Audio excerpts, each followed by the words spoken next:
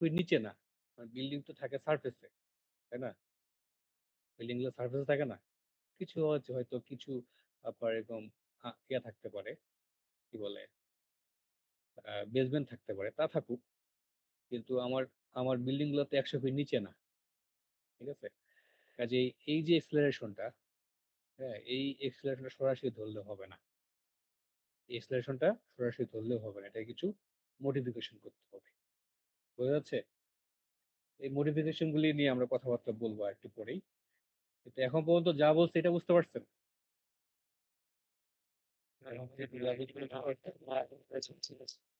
ঠিক আছে। তাহলে আমরা earthquake এর ক্ষেত্রে acceleration টাকেই মডিফিকেশন করব। আচ্ছা।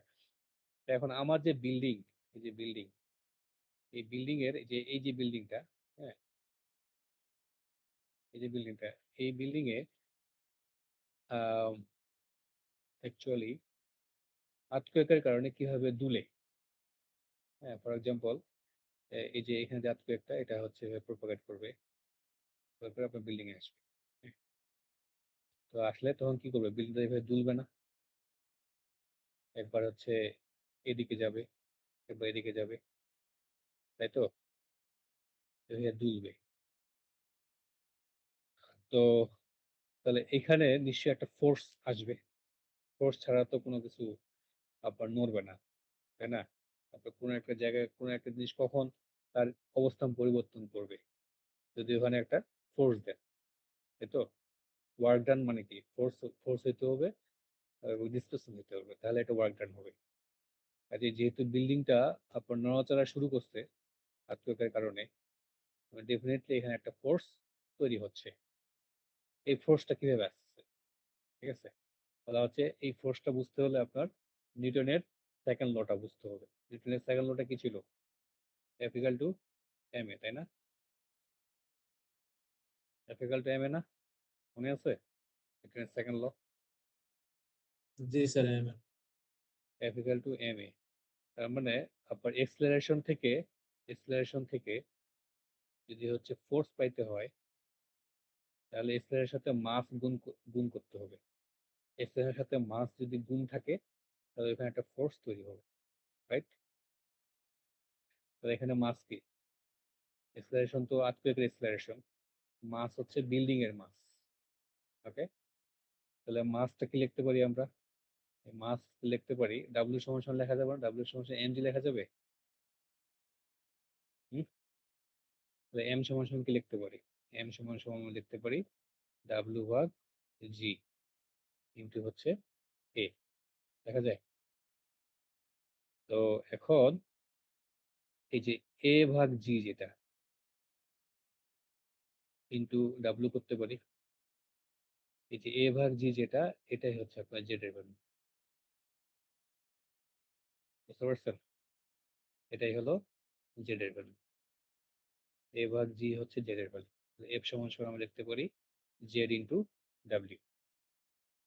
বুঝছেন? তাহলে বিল্ডিং এর যে ওয়েট,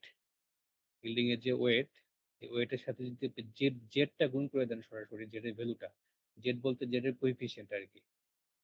হ্যাঁ? এখানে কিন্তু আর জি লেখা যাবে না। শুধু কোএফিসিয়েন্ট লিখতে হবে। জোন কোএফিসিয়েন্টটা যদি হচ্ছে W এর সাথে গুণ করে দেন, তাহলেই হচ্ছে আপনার বিল্ডিং এ কি পরিমাণ ফোর্স বেশ শেয়ার আসবে আর্থকুয়েক থেকে এটা বের হয়ে যাবে। আর্থকুয়েক থেকে আপনার বিল্ডিং এ কি পরিমাণ ফোর্স আসবে এটাকে বলে বেস শিয়ার। বেজ শিয়ার, বেজ শিয়ার। বেজে কি পরিমাণ শিয়ার ফোর্স আসবে সেটা বের হয়ে যাবে। তো এটা কিন্তু নিউটনের সেকেন্ড ল থেকে আসতেছে। তাহলে আমরা দেখলাম যে আর্থকুয়েকের কারণে আপনার স্ট্রাকচারে কি পরিমাণ ফোর্স বা বেস শিয়ার আসবে, বেজে কি পরিমাণ শিয়ার আসবে, এটা মূলত নিউটনের সেকেন্ড ল থেকে আমরা বের করতে পারি। ঠিক আছে? তো এখানে দেখতে পাচ্ছি যে এটাকে তখন আর এফ বলে না। এটাকে আর এফ বলে না। এটাকে এফ না বলে এটাকে বলে ভি। এটাকে তো এফ বলে না, এটাকে বলে ভি। ভি সমান সমান জেড ইনটু ডব্লিউ। বুঝতে পারছেন? এই পর্যন্ত বুঝতে পারছেন কি বললাম? জি স্যার। আচ্ছা, এখন এই যে এখানে যে জেড ধরতেছি, জেড এর ভ্যালু যদি হচ্ছে আমি 0.36 চিন্তা করি, ঠিক আছে? তাহলে এটা কি বোঝাচ্ছে? এটা এটা কোথাকার acceleration? হ্যাঁ? 4 নম্বর জন। হ্যাঁ? ৪ নম্বর জোনে, ঠিক আছে। কিন্তু এটা মানে সয়েলের কোন পজিশনের? 100 ফিট। হ্যাঁ, এটা ১০০ ফিট নিচে যদি আপনি একটা স্ট্রাকচার করেন, ১০০ ফিট নিচে, হ্যাঁ? ওইখানকার acceleration বোঝাচ্ছে এটা। কিন্তু আমাদের স্ট্রাকচার কি ১০০ ফিট নিচে? না। না, ১০০ ফিট নিচে না। আমাদের স্ট্রাকচার হচ্ছে আরো উপরে। তার মানে এইখানে এই যে ইন্টারমিডিয়েট যে সয়েলটা আছে ১০০ ফিট থেকে সারফেস পর্যন্ত, এটার জন্য একটা ফ্যাক্টর ইউজ করতে হয়। ফ্যাক্টরের নাম হচ্ছে সিএস। বুঝছেন? তাহলে এই যে জেড যেটা, জেড এর সাথে যদি আপনি সিএস গুণ করে দেন, ইনটু ডাব্লু করেন, ঠিক আছে? তাহলেই এটা আপনার হচ্ছে বুঝাবে যে এই সারফেস এই লেভেলের এক্সেলারেশনটা আপনি পেয়ে গেলেন। সিএস কি এটা আমি পরে আসতেছি। বুঝছেন? তাহলে এই জেডটাকে মডিফিকেশন করলাম। মডিফিকেশন করে আমরা কোথায় নিয়ে আসলাম? এই ১০০ ফিট নিচ থেকে নিয়ে আসলাম এটাকে সারফেসে। আচ্ছা। তো এই যে এখানে যে জেডটা পাইছিলেন, এই জেডটার প্রবাবিলিটি কত ছিল? এই যে এখানে বলে 2% probability of accidents in 50 years ছিল। বুঝছেন? এটাকে বলে এমসি লেভেলের earthquake. Maximum considered level earthquake. তো বিজ্ঞানী না, রিসার্চার্স এবং ইঞ্জিনিয়ার্সরা বলল যে ভাই, এত বড় আর্থকুয়েক নিয়ে যদি আমরা বিল্ডিং ডিজাইন করি, তাহলে এটা এত কস্ট হবে, এটা ফিজিবল না। এটা ১ নম্বর। ২ নম্বর বলছে যে আমরা যেহেতু জানি না যে আর্থকুয়েক কখন হবে, কত বড় হবে, হ্যাঁ? এবং এটা আমি আমরা এটাও জানি না যে আমাদের যে বিল্ডিং তার পুরো লাইফ টাইমে, হ্যাঁ, এত বড় আর্থকুয়েকের মুখোমুখি হবে, এটা নাও হইতে পারে। ঠিক আছে? তো বলছে যে এইজন্য আমরা এটাকে 2% probability of accident ধরে আমরা ডিজাইন করব না। বুঝছেন? তারা বলল যে এখানে 2% এর যে এত বড় যে আর্থকুয়েক acceleration, এটা ধরে আমরা করব না। আমরা একটু কমায় ধরতে চাই। তখন ওরা বসে বলল ঠিক আছে, তাহলে এখানকার যা তার হচ্ছে 1/3 আমরা বাদ দিয়ে দেব। বুঝছেন? এখান থেকে জেড এর ভ্যালু যা তার 1/3 বাদ। থাকবে হচ্ছে 2/3। মানে এটার 2/3 ধরে হচ্ছে আমরা ডিজাইন। তার মানে এই যে 2% probability of accident যেটা এমসি, এই এমসির 2/3, এমসির 2/3 ধরে হচ্ছে তারা ডিজাইন করতে চায়। এই এমসির 2/3 ধরে যে ডিজাইন করেন তাকে বলবে ডিবিই। বুঝছেন? তাহলে এটাকে ডিবিই লেভেলের আর্থকুয়েক হয়ে গেল। ডিবিই লেভেল মানে হচ্ছে এমসি লেভেলের যে আর্থকুয়েক তার 2/3। তাহলে এই ডিবিই লেভেলের যদি আর্থকুয়েক ধরেন, তাহলে হচ্ছে এখানকার প্রবাবিলিটি এক্সিডেন্স কত? বলছে ডিবি লেভেল চিন্তা করলে এটার প্রবাবিলিটি হবে 10% probability of accidents in 50 years। বলছে যে মানে ইঞ্জিনিয়াররা ওরা বলল যে আমি যদি হচ্ছে 10% probability of accidents in 50 years এটা ধরে যদি আমি ডিজাইন করি, হ্যাঁ, তাতে যে পরিমাণ আত্মহত্যার ফোর্স আসবে এটা ধরে ডিজাইন করি, তাতেই আমি খুশি। ঠিক আছে? এটা ধরে খুশি, আমি এর থেকে বেশি ধরে করতে চাই না। বুঝছেন? এটা মোটামুটি সবাই গ্রহণ করল। বুঝছেন? মোটামুটি সবাই এটা গ্রহণ করল। এটার মানে কি? এটার মানে হচ্ছে ডিবি লেভেলের আর্থকুয়েক যদি আপনি চিন্তা করেন, ডিবি লেভেলের আর্থকুয়েক চিন্তা করেন, তাহলে হচ্ছে এখানে যে পরিমাণ এক্সেলারেশন চিন্তা করতেছেন, এক্সেলারেশন আসবে ৫০ বছরে এর থেকেও ৫০ বছর এর থেকেও বেশি আর্থকুয়েক আসার সম্ভাবনা, এক্সেলারেশন আসার সম্ভাবনা মাত্র 10%। তো এমসি চিন্তা করলে কি হইতো? যে ৫০ বছরে এর থেকেও বেশি আর্থকুয়েক আসার সম্ভাবনা হচ্ছে 2%। আর ডিবি ধরলে কি হচ্ছে যে আহ, এখানে যে জেডেভি ধরা হচ্ছে তার থেকে তার থেকে বেশি আর্থকুয়েক আসার সম্ভাবনা হচ্ছে 10%। তার মানে এখানে ফ্যাক্টর অফ সেফটিটা কিছু লুজ হচ্ছে। এখানে ফ্যাক্টর অফ সেফটি হিউজ। বুঝছেন? তো পরবর্তীতে কি হলো, এমসি থেকে সবাই চলে আসলো ডিবিই তে। ডিবিই তে আসতে হলে এই যে জেড এর যে ভ্যালুটা এর সাথে 2/3 গুণ করে, তাহলে এটা আর এমসি লেভেলের আর্থকুয়েক না, এটা এখন হয়ে গেল ডিবি লেভেলের আর্থকুয়েক।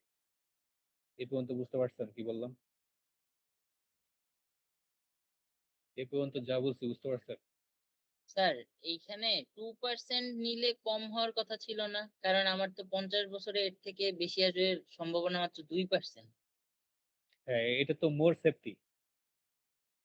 এটা হচ্ছে আপনার 98% ক্ষেত্রে এর থেকে বেশি আর্থকুয়েক আসবে না।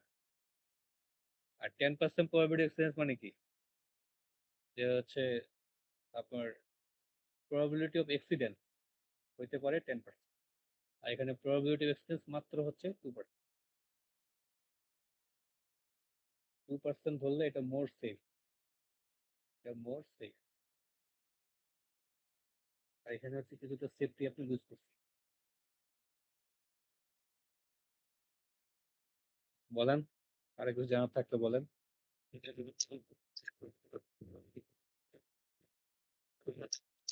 বলেন, আপনি কেউ কথা বলছেন কি বুঝতে পারতেছেন আপনার কথা, যে কথা বলছেন তার কথা আমি বুঝতে পারি নাই। জাকির ভাই মাইকটা সমস্যা একটু চেঞ্জ করে কথা বল। তাহলে আমরা কি পাইলাম? ভি সমান সমান পাইলাম 2/3 জেড টিএস ইন্টু হচ্ছে ডাব্লিউ, এটা পাইলাম। সো আমরা দেখতে পাচ্ছি এটা ধরলে এটা এটা হচ্ছে ডিবি লেভেলের, ডিবিই ডিবি লেভেলের আর্থকুয়েক পেলেন, লেভেলের আর্থকুয়েক। আচ্ছা, ডিবি মানে হচ্ছে design base earthquake, design based earthquake. Okay, তার মানে ডিবিটা কি ছিল বললাম? ডিবিটা হচ্ছে 2/3 অফ এমসি। এমসি লেভেলের আর্থকুয়েকের 3/2 ভাগ হচ্ছে ডিবি। ওকে, এটা ধরে হচ্ছে আমরা ফোর্সটা কাজ করতে চাই। ঠিক আছে, তো এখন পরবর্তীতে ওরা বলতেছে যে, আচ্ছা আমি যদি এমন একটা স্ট্রাকচার করতে চাই, এমন একটা স্ট্রাকচার করতে চাই যেখানে আমি এমসি লেভেলের আর্থকুয়েক ধরে কাজ করব, আচ্ছা, আমি ডিবি ধরে করতে চাই না, তাহলে হচ্ছে এই ইকুয়েশনটা কিভাবে অ্যাডজাস্ট করা যায়? এই তখন আগের মতোই এখানে একটা ইম্পর্টেন্স ফ্যাক্টর নিয়ে আসলো। ঠিক আছে, একটা ইম্পর্টেন্স ফ্যাক্টর নিয়ে আসলো I into CS into W. তাহলে আই হচ্ছে কি এমন একটা ফ্যাক্টর, ইম্পর্টেন্স ফ্যাক্টর, এমন একটা ফ্যাক্টর যেটা দিয়ে আপনি এই যে এটা, এই যে আপনার জেড এর যে ভ্যালুটা, এটাকে আপনি চাইলে ডিবি লেভেলে নিয়ে যেতে পারবেন, এটাকে আপনি চাইলে এমসি লেভেলে নিয়ে যেতে পারবেন। যদি হচ্ছে আই এর ভ্যালু 1 বসান এই ফর্মুলাটাতে, এই ফর্মুলায় যদি আই এর ভ্যালু 1 বসান, তাহলে এটা এটা কোন লেভেলের আসবে বলেন? কোন লেভেলের এক্সেলারেশন নিয়ে কাজ করতেছেন, এমসি নাকি ডিবি? এই ফর্মুলাতে যদি আই এর ভ্যালু 1 বসান, তাহলে জেড এর যেই এক্সেলারেশনটা, এটা এটা কোন লেভেলের, এমসি লেভেলের নাকি ডিবি লেভেলের বলেন? Sir DB level. DB level, তাই না, এই ফর্মুলাতে? আচ্ছা, এখন এই আই এর ভ্যালু যদি হচ্ছে 1.5 বসান, তাহলে এই এই যে জেড এর যে ভ্যালুটা, এটা কোন লেভেলের আর্থকুয়েক হবে বলেন? 1.5 মানে কি 3/2, তাই না? এবং ভি কি আসবে? জেড ডাব্লিউ, তাই কিনা? যদি আই এর ভ্যালু 3/2 বসান, তাহলে এটা কিন্তু হয়ে গেল আবার এমসি লেভেলের আর্থকুয়েক। জিনিসটা কি বুঝতে পারছেন? তার মানে আই হচ্ছে এমন একটা ফ্যাক্টর, যে ফ্যাক্টরটা হচ্ছে জেডটাকে চাইলেই আপনি এটাকে এমসি লেভেলে নিতে পারবেন, চাইলে এটাকে আপনি ডিবি নিতে পারবেন, লেভেলে নিতে পারবেন। এই জন্য এটাকে বলছে আই হচ্ছে ইম্পর্টেন্স ফ্যাক্টর, যেটা হচ্ছে এক্সেলারেশনটাকে অ্যাডজাস্ট করবে। কোশ্চেন হচ্ছে যে এটা কেন করা হচ্ছে তাহলে? নর্মালি আপনার বিএনবিসি তে যে বেস শেয়ারের ফর্মুলাটা, ওইটা হচ্ছে এরকম 2/3 জেড আই সিএস, এখানে আরেকটা ফ্যাক্টর আছে আর, পরে আসি, কিন্তু হচ্ছে ডাব্লিউ, এখানে এখানে আর আছে একটা, আর আরটা পরে আসে। হুম, তো এটা হচ্ছে ডিবি লেভেলের আর্থকুয়েক। বিএনবিসি যে ফর্মুলাটা, বা বিএনবিসি না, এএসসি বা যত জায়গায় দেখবেন এএসসি বা বিএনবিসি, সব জায়গায় বেস শেয়ারের ফর্মুলা আপনি এটা দিবেন 2/3 যেটাই CS by R into W. এটা তারা হচ্ছে ডিবি লেভেলের আর্থকুয়েকের জন্য ফর্মুলাটা আপনাকে দিয়ে দিবে। দেখা মনে করেন আপনি একটা নিউক্লিয়ার পাওয়ার প্ল্যান্ট করতে চান, ঠিক আছে, যেখানে আর্থকুয়েকের কারণে যেন সামান্যতম কোনো ক্ষয়ক্ষতি না হয়, ওইখানে কি আপনি 10% প্রবাবিলিটি অফ এক্সিডেন্স ইন 50 ইয়ার্স এটা ধরে করতে চাবেন, নাকি আপনি হচ্ছে 2% প্রবাবিলিটি অফ এক্সিডেন্স ইন 50 ইয়ার্স এটা ধরে করতে চাবেন সেন্সিটিভ স্ট্রাকচারের ক্ষেত্রে? এক্সেলারেশনটা কম ধরে করতে চাবেন নাকি বেশি ধরে করতে চাবেন? ডেফিনেটলি বেশি ধরে করতে চাবেন, যাতে করে হচ্ছে আপনার স্ট্রাকচারে আর্থকুয়েকের ফোর্সটা হচ্ছে বেশি আসে। আর্থকুয়েকের ফোর্সটা বেশি আসে ধরে আপনি ডিজাইন করবেন, তাহলে মেম্বারের সাইজগুলো বড় বড় আসবে, এত কম ধরে তো করবেন না। তাহলে এটা কিভাবে অ্যাডজাস্ট করবেন? বলছে আয়ের যে ভ্যালুটা, আয়ের ভ্যালুটা 1 না ধরে ওটাকে তখন আপনি ধরবেন হচ্ছে অন্য কোনো একটা ভ্যালু, ঠিক আছে? ধরলে তখন এটা এই জেড এর যে ভ্যালুটা এটা হচ্ছে ডিবি থেকে এমসি তে চলে যাবে। এখন মনে করেন কোন একটা স্ট্রাকচার আছে যেটা মনে করেন টেম্পোরারি স্ট্রাকচার, বুঝছেন, আপনি কিছুদিন পরে ভাঙে ফেলবেন, ওইখানে কি আয়ের ভ্যালু 1 ধরবেন? ধরবেন না, ওটা আয় একটু কমায় ধরবেন। এই তো, তার মানে এই ইম্পর্টেন্স ফ্যাক্টর আয়টা কি করে, এটা জেডটাকে হচ্ছে আপনার অ্যাডজাস্ট করে, জেডটাকে অ্যাডজাস্ট করে। তার মানে আই ডিপেন্ড করবে আপনি কোন ধরনের স্ট্রাকচার করতেছেন, কোন অকুপেন্সি টাইপ, এটার উপর ডিপেন্ড করে আইটা আমরা অ্যাডজাস্ট করি, এটা আমরা দেখতেছি। এরপরে আরেকটা ফ্যাক্টর আছে, খুবই গুরুত্বপূর্ণ ফ্যাক্টর, সেটা হচ্ছে আর। হ্যাঁ, এই যে আর, এই ফর্মুলাটা দেখবেন যে যত যা কিছু আছে এই সব কিছু কিন্তু গুণ অবস্থায় আছে, তাকে হচ্ছে আবার আরেকটা ফ্যাক্টর দিয়ে ভাগ করে বেশ সেটাকে কমায় নেওয়া হচ্ছে। যে এখানে যা পাইছেন আর আর দিয়ে ভাগ করে পুরো বেশ শেয়ারটাকে আবার কমায় ফেলা হয়েছে। এই আর হচ্ছে খুবই রহস্যজনক একটা ফ্যাক্টর, এটার নাম হচ্ছে response modification factor. Response modification factor, modification factor, ঠিক আছে, রেসপন্স ফ্যাক্টর, ঠিক আছে। এইটা, এই আরটা বুঝতে হবে। আচ্ছা, এখন পর্যন্ত যা বলছি এটা বুঝতে পারছেন আপনারা? এখন পর্যন্ত যা বলছি বুঝতে পারছেন? না বুঝতে পারলে বলেন, আমি এখন আরে ঢুকবো। আর ঢুকলে আরটা ভালো মতো বুঝতে হবে। আর আপনারা এখন যা শিখতেছেন সবই নতুন, এর আগে কখনো কখনো হয়তো এগুলো করেন নাই, এই কারণে আপনাদের কাছে একটু কঠিন লাগতে পারে, কিন্তু জিনিসটা আরেকবার প্র্যাকটিস করলে সহজ হয়ে যাবে। কিন্তু আমি এটা বলতে চাই, এখন পর্যন্ত আমি যা বলছি এটা কারো কোনো কোশ্চেন আছে বা বুঝতে পারেন নাই? আমরা এখানে বেস শেয়ারের ফর্মুলাটা কিভাবে ডেভেলপ হয়েছে সেটা বুঝাচ্ছি আপনাকে। এই 2/3 ZICS ইন্টু ডাব্লু পর্যন্ত কারো বুঝতে অসুবিধা হয়েছে জিনিসটা কি? না স্যার। আচ্ছা, এবার আমরা আরেকটা ফ্যাক্টর নিয়ে কথা বলবো, সেটা হচ্ছে আর। হ্যাঁ, এই যে আর যেটা বলা হচ্ছে, এই আর কি হচ্ছে রেসপন্স মডিফিকেশন ফ্যাক্টর। এটা একটা ইন্টারেস্টিং দিকে দেখেন, আপনি এত কষ্ট করে আপনার হচ্ছে বেস শেয়ারটা বের করলেন, আর্থকুয়েক আপনার স্ট্রাকচারে কি পরিমাণ ফোর্স আসবে স্ট্রাকচারের নিচে সেটা আপনি বের করলেন, বের করার পরে কি হয়েছে, একটা ফ্যাক্টর দ্বারা ভাগ করে বেস শেয়ারটাকে আবার একটু কমায় নিচ্ছে, একটা ফ্যাক্টর দিয়ে ভাগ করে বেস শেয়ারটাকে, টোটাল বেস শেয়ারটাকে আপনি আবার কমায় নিচ্ছেন, তাই না? এই আর এর যে ভ্যালুটা, এই আর এর ভ্যালুটা আপনার 3.5 থেকে 8 পর্যন্ত হয়, ঠিক আছে, 3.5 থেকে 8 পর্যন্ত হইতে পারে। তা আপনি যদি 3.5, আপনি যদি 4 বসান, তার মানে কি, এত ক্যালকুলেশন করে আপনি হচ্ছে ভি এর ভ্যালু যা পাইছেন তার 4/1 নিয়ে কাজ করবেন, এটা বোঝাচ্ছে।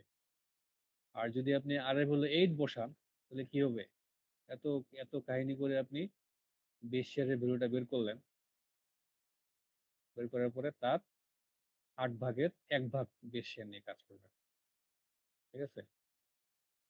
তো এটা তাহলে কেন বেস শেয়ারটাকে আমরা কমায় ধরতে পারতেছি, বা কেন বেশ শেয়ারটাকে আবার আমরা কমাই ধরবো বা ধরা যায়, তো এটা আমার একটু বুঝতে হবে। আর আর জিনিসটা কি বলছে, আর হচ্ছে রেসপন্স মডিফিকেশন ফ্যাক্টর। আর জিনিসটা বোঝার পরে আমরা সরাসরি বেশ শেয়ারের ক্যালকুলেশনে চলে যাব। ঠিক আছে, এরপরে এরপরে বুঝতে খুব একটা অসুবিধার কথা না, কিন্তু আরটা বুঝতে হবে। আচ্ছা, এবার আপনি একটা অ্যানালজি চিন্তা করেন, এটা খুবই গুরুত্বপূর্ণ অ্যানালজি। হ্যাঁ, একটা এক্সাম্পল চিন্তা করেন আপনি।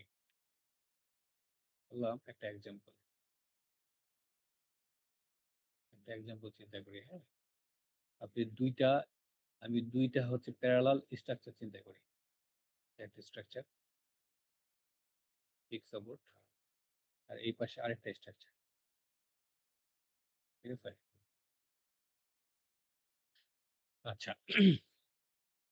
আপনারা ওয়ার্ক ডান পড়ছেন না? ওয়ার্ক ডান, ওয়ার্ক ডান সমান কি ছিল? ফোর্স ইনটু ডিসপ্লেসমেন্ট না?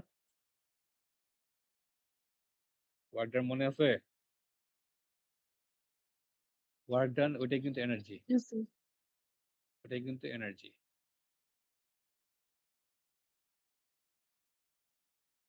Force into displacement.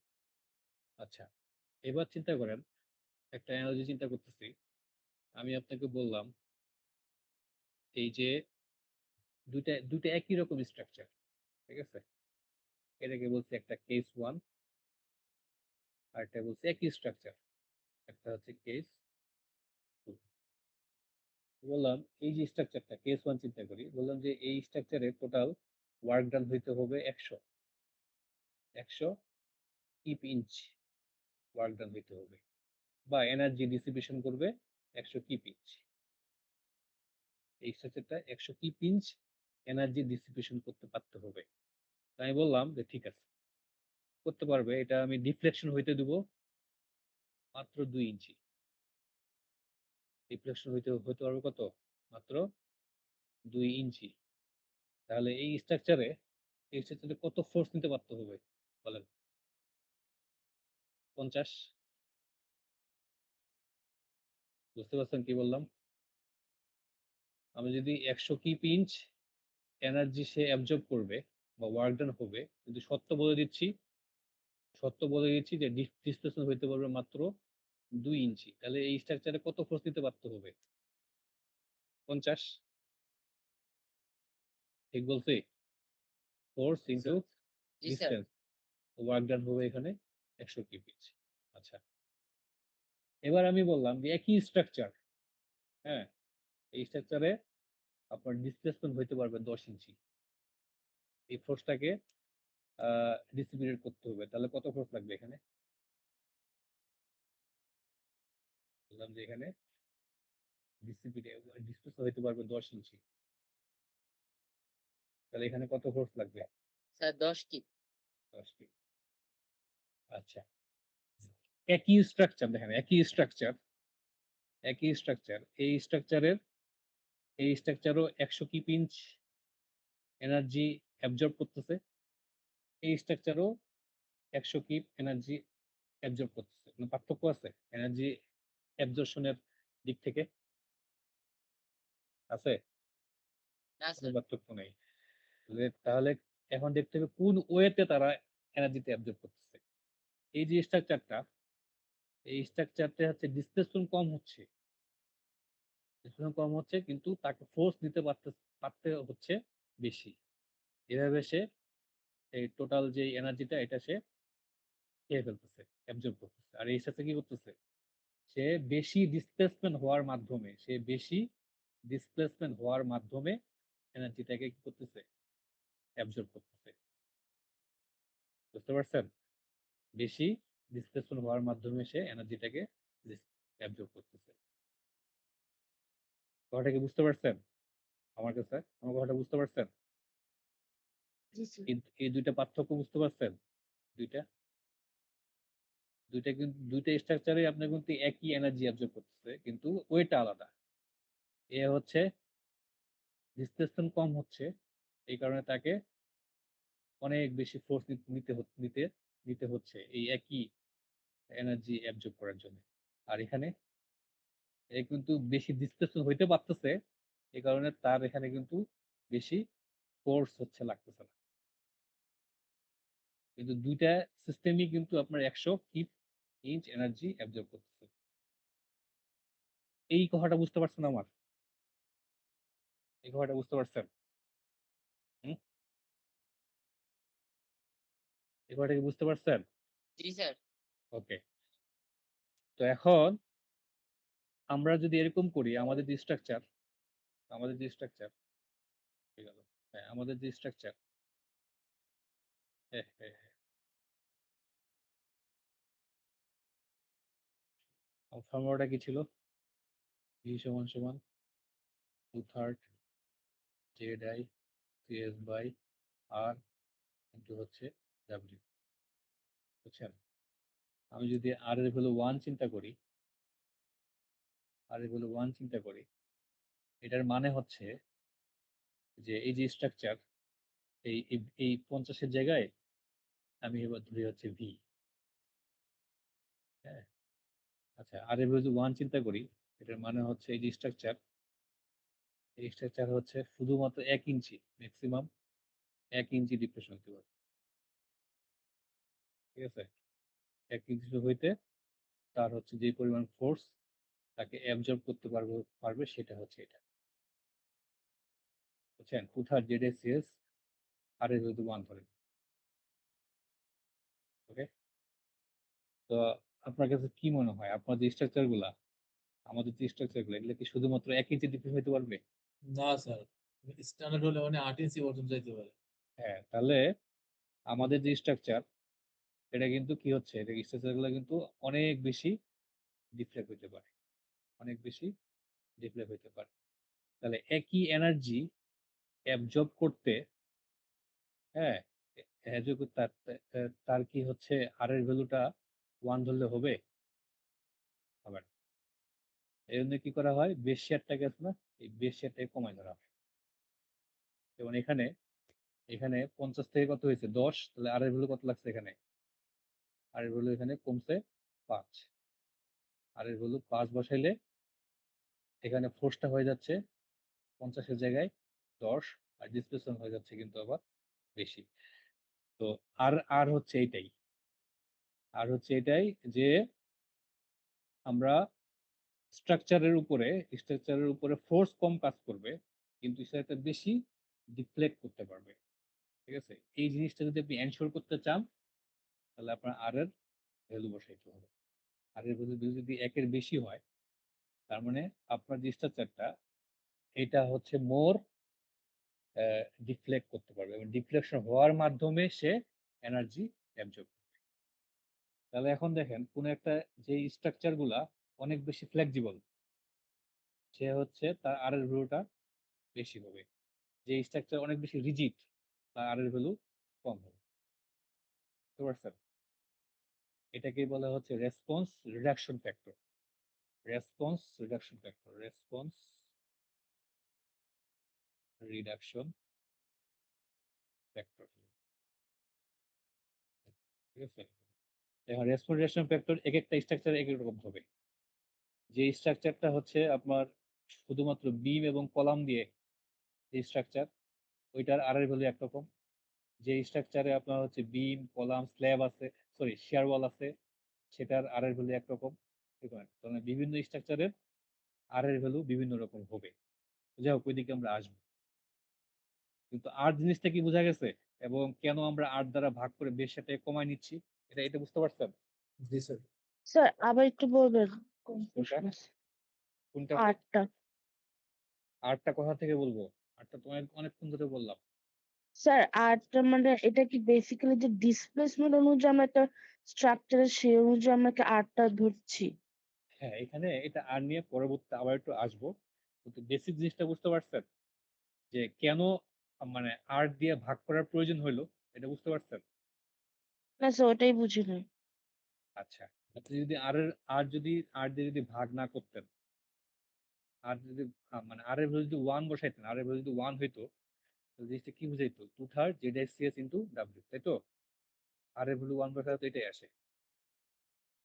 এটা মানে কি? এটার মানে হচ্ছে টোটাল যে বেস শেয়ারটা, যে বেস শেয়ার, হ্যাঁ? পুরা স্ট্রাকচারটাই, পুরা স্ট্রাকচারটাই এই পুরা স্ট্রাকচারকে এই বেস শেয়ারটা নিতে পারতে হবে। এবং তখন ডিফ্লেকশন হইতে পারবে মাত্র 1 ইঞ্চি। 1 ইঞ্চির বেশি ডিফ্লেকশন হইতে পারবে না। এইভাবে যদি আপনি ডিজাইন করেন, যে এমন একটা স্ট্রাকচার ডিজাইন করবেন যে স্ট্রাকচারের ডিফ্লেকশন হবে মাত্র 1 ইঞ্চি। ডিফ্লেকশন হবে মাত্র 1 ইঞ্চি। তাহলে আপনি আপনার এখানে আর দেয়া ভাগ করার দরকার নেই। কিন্তু আমরা যে স্ট্রাকচার গুলা করি, এগুলা ডিফ্লেকশন অনেক হয়, অনেক। আপনি স্ট্রাকচার করলে দেখবেন এই ডিফ্লেকশন হয়ে গেছে। আপনার এদিকে 15 ইঞ্চি, 20 ইঞ্চি ডিফ্লেকশন হয়ে গেছে। বুঝতে পারছেন? স্ট্রাকচার করার পরে স্ট্রাকচার ন্যাচারাল পিরিয়ড, ওইটা দেখবেন যে ডিফ্লেকশন হয়ে যাচ্ছে 15 ইঞ্চি, 20 ইঞ্চি। তাহলে এখন 15 ইঞ্চি, 20 ইঞ্চি ডিফ্লেকশন যদি আপনি কনসিডার করেন, তাহলে স্ট্রাকচার হচ্ছে এই ডিসপ্লেসমেন্ট হওয়ার মাধ্যমে সে এনার্জি অ্যাবজর্ব করে ফেলায়। ডিপ্রেশন হওয়ার মাধ্যমে সে এনার্জিটা অ্যাবজর্ব করে ফেলায়। তখন আপনার বেস শেয়ার যে ভ্যালুটা, এটা কিন্তু এত লাগবে না। এটা আপনি তখন আরো কমায় ধরতে পারবেন। বুঝতে পারছেন? যেখানে যে দেখাইছি। বেস শেয়ারের ভ্যালুটা তখন আপনি কমায় ধরতে পারবেন। কেন? কারণ আমরা ডিফ্লেকশন হওয়ার মাধ্যমে এনার্জিটাকে সে অ্যাবজর্ব করতেছে। আর যদি আপনি ডিফ্লেকশন হইতে না দেন, তাহলে আপনি এটাকে কমাইতে পারবেন না। কিন্তু এরকম স্ট্রাকচার পাওয়া খুব রেয়ার। প্রত্যেকটা স্ট্রাকচারই আপনার হচ্ছে ডিপ্রেশন হইতে পারে, হয়ে যায়। হ্যাঁ, এরকম অনেক অনেক ডিপ্রেশন হয়। এইজন্য কি বেস শেয়ারের যে ভ্যালুটা, ওইটা আমরা আরো একটা ফ্যাক্টর দিয়ে ভাগ করে নেই। ভাগ করে নিয়ে কি করতেছি, বেস শেয়ারটাকে কমায় ধরতেছি। তো এখানে কমা দিচ্ছি ঠিকই, কিন্তু আর্থকুয়েক তো ঠিকই আসবে। আসুক, সমস্যা নাই। স্ট্রাকচার আপনার ডিফ্লেকশন হওয়ার মাধ্যমে ওই এনার্জিটাকে সে অ্যাবজর্ব করে ফেলাবে। এই জিনিসটা এনশিওর করার জন্যই আমাদের রেসপন্স রিডাকশন ফ্যাক্টর এটা হচ্ছে আনতে হয়েছে। তাহলে এখন এক একটা স্ট্রাকচারের রেসপন্স রিডাকশন ফ্যাক্টর কিন্তু এক এক রকম হবে, এটা তো বোঝা যায়। প্রত্যেকটা স্ট্রাকচারের আর এর হলে একরকম হবে, আপনার কি মনে হয়? প্রত্যেকটা স্ট্রাকচার কি আজকে আসলে একই রকম ডিসপ্লেসমেন্ট হবে? ধরেন যে না স্যার। ফার্মগেটে যত বিল্ডিং আছে, আজকে হইলো সবাই হচ্ছে 5 ইঞ্চি করে ডিফ্লেক্ট করছে, এরকম ঘটনা কি হবে বলেন? না, না মনে স্যার। করেন আর এস ভবন যতটুকু ডিফ্লেক্ট করছে, আমাদের ইউপিও ঠিক অতটুকুই করবে। পাশের যে বিল্ডিংটা আছে ও ঠিক এতটুকুই ডিপ্রেশন করবে, এটা কি সম্ভব? আজকে হলে সবাই একই একই রকম ডিসপ্লেসমেন্ট করবে, সবাই মনে করেন 2 ইঞ্চি করে ডিফ্লেক্ট করবে, ডিসপ্লেসমেন্ট করবে, এটা কি সম্ভব আজকে হলে? কি মনে হয় আপনার? সবাই হচ্ছে একই রকম ডিসপ্লেসমেন্ট করবে, এটা কি সম্ভব কিনা? নিচের যে দুতলা বিল্ডিংটা, ওইটাও মনে করেন 1 ইঞ্চি 2 ইঞ্চি ডিফ্লেক্ট করবে। আর এইচ হচ্ছে 12 তলা বিল্ডিং, 13 তলা বিল্ডিং, ওইটাও 1 ইঞ্চি 2 ইঞ্চি ডিফ্লেক্ট করবে। আপনার ইউপিও 2 ইঞ্চি ডিফ্লেক্ট করবে, এটা কি সম্ভব আজকে হলে? বলেন, তাড়াতাড়ি বলেন। ইয়েস, না স্যার। সম্ভব না। কেন না? এক একটা স্ট্রাকচার আলাদা আলাদা। Very good. এক একটা স্ট্রাকচার কিন্তু আলাদা আলাদা। হ্যাঁ, কোন স্ট্রাকচারের হচ্ছে শেয়ার ওয়াল বেশি, কোন স্ট্রাকচারের শেয়ার ওয়াল কম, কোন স্ট্রাকচারের ওরিয়েন্টেশন এক এক রকম। কাজে এক একটা আজকে হলে এক একটা স্ট্রাকচারের ডিসপ্লেসমেন্ট কিন্তু এক এক রকম হবে। হুম, সিস্টেমটা এক এক রকম, সিস্টেমের কারণে এক এক রকম ডিসপ্লেসমেন্ট হবে। এই কারণে আর এর যে ভ্যালুটা, এই আর এর ভ্যালুটা আপনার হচ্ছে এক এক স্ট্রাকচারের জন্য এক এক রকম। এটা আমরা দেখবো। ওই জন্য আমি প্রথমে বলছিলাম যে আর এর ভ্যালুটা ভ্যারি করে 3.5 টু মনে হয় 9, আমি ভুলে গেছি। এর ভ্যারি করে এই যে কোনটা হবে 3.5, কোনটা হবে 4.5, কোনটা হবে 6, কোনটা 6.5, কোনটা 8, কোনটা 9, এরকম। এটা ডিপেন্ড করবে, আর এর ভ্যালু হচ্ছে ডিপেন্ড করবে কোন টাইপের স্ট্রাকচার আপনি করতেছেন। বুঝা গেল? সো এই যে প্যারামিটার গুলো আমরা দেখতে পাচ্ছি, দুটা Z CS by R into W, এগুলা হচ্ছে সিসমিক প্যারামিটার। সিসমিক প্যারামিটার যেটা হচ্ছে মূলত এই জেডটাকে মডিফিকেশন করে। জেডটা একবার টুথার দিয়ে মডিফিকেশন করলাম, এটা একবার আই দিয়ে, এটা সিএস দিয়ে, আর আবার হচ্ছে আর দিয়ে। বোঝা গেল? এটাকে বলা হচ্ছে সিসমিক প্যারামিটার। এই প্যারামিটার গুলো আমরা এখন দেখবো, প্যারামিটার গুলো কোনটা কি বোঝাচ্ছে। এই পর্যন্ত বুঝতে পারছেন? বেসিক জিনিসটা বুঝতে পারছেন? আর্থকুয়েকের এই টুথা জেডে সিএস দিয়ে আর কিভাবে আসছে, কনসেপ্টটা বুঝতে পারছেন? জি স্যার। ওকে। তাহলে এবার আমরা এই ফর্মুলাটা যেটা আমি দেখাইলাম, এটার প্যারামিটার গুলা হচ্ছে কি বোঝাচ্ছে বিএনবিসি থেকে, সেগুলো আমরা দেখব। এখানে আমরা এই 10টা জিনিস বুঝতে পারলেই আপনার মোটামুটি আমি বলে ফেলাইছি, অলমোস্ট সবগুলাই বলা হয়ে গেছে। এবার কিভাবে এই ভ্যালু গুলা বাইর করবেন বিএনবিসি থেকে, ওইগুলা আমরা হচ্ছে দেখবো। কয়জন আছেন আপনার? এই ক্লাসটা কি কঠিন লাগতেছে? এটা আগে বলেন, ক্লাসটা কি কঠিন লাগতেছে? আমার সাথে কথা বলেন, অসুবিধা নেই তো। কঠিন লাগলে বলেন হ্যাঁ স্যার লাগে, তাহলে আমি একটু অন্যভাবে বলবো। স্যার এই ম্যাথ গুলো কঠিন বলতে শুধু বুঝলেই হয়, সব ডাটা তো টেবিল থেকে আসে। হ্যাঁ, ম্যাথ তো সহজ, ম্যাথ চাইলে তো আমি এক ক্লাস শেষ করে দিতে পারতাম। জি স্যার, বুঝলে মোটামুটি করা যায়, ডাটা সব টেবিল থেকে পাওয়া যায়। না, আপনি যদি ম্যাথ, আমি এখন ম্যাথ করাবো, আর একটু পরে ম্যাথ করাবো। হ্যাঁ, ম্যাথটা আপনার করতে, ম্যাথটা বুঝতে এটা 20 মিনিটের ব্যাপার, 20 মিনিটে বুঝে যাবে, সমস্যা নেই। কিন্তু আমি বলছি যে কথাগুলো বললাম, এগুলো কি আপনাদের বুঝতে অসুবিধা হয়েছে এখন পর্যন্ত যা বলছি? না স্যার। বুঝতে না স্যার। অসুবিধা হলে আমাকে বলেন, তাহলে আমি অন্যভাবে বা হচ্ছে আহ, অন্য ওয়েতে বলবো। ওকে, ঠিক আছে, ধরে নিচ্ছি, কোনো অসুবিধা নেই। আচ্ছা, তাহলে এবার আমরা আমরা এবার এই যে আর্থকোয়েকে যে প্যারামিটার গুলো দেখলাম, এইগুলা হচ্ছে দেখবো। এখন আপনাদের বিএনবিসি কভার হয়ে যাবে। বিএনবিসির আর্থকোয়েকের মোটামুটি আমি জানি না, মানে 60%-এর বেশি কভার হয়ে যাবে। ঠিক আছে, পার্ট 6 চ্যাপ্টার 2 এর আর্থকোয়েক সেকশনটা। ওকে, তো এখন আহ, আরেকটা জিনিস আমার একটু বলা বাকি আছে, এটা পরে আছে।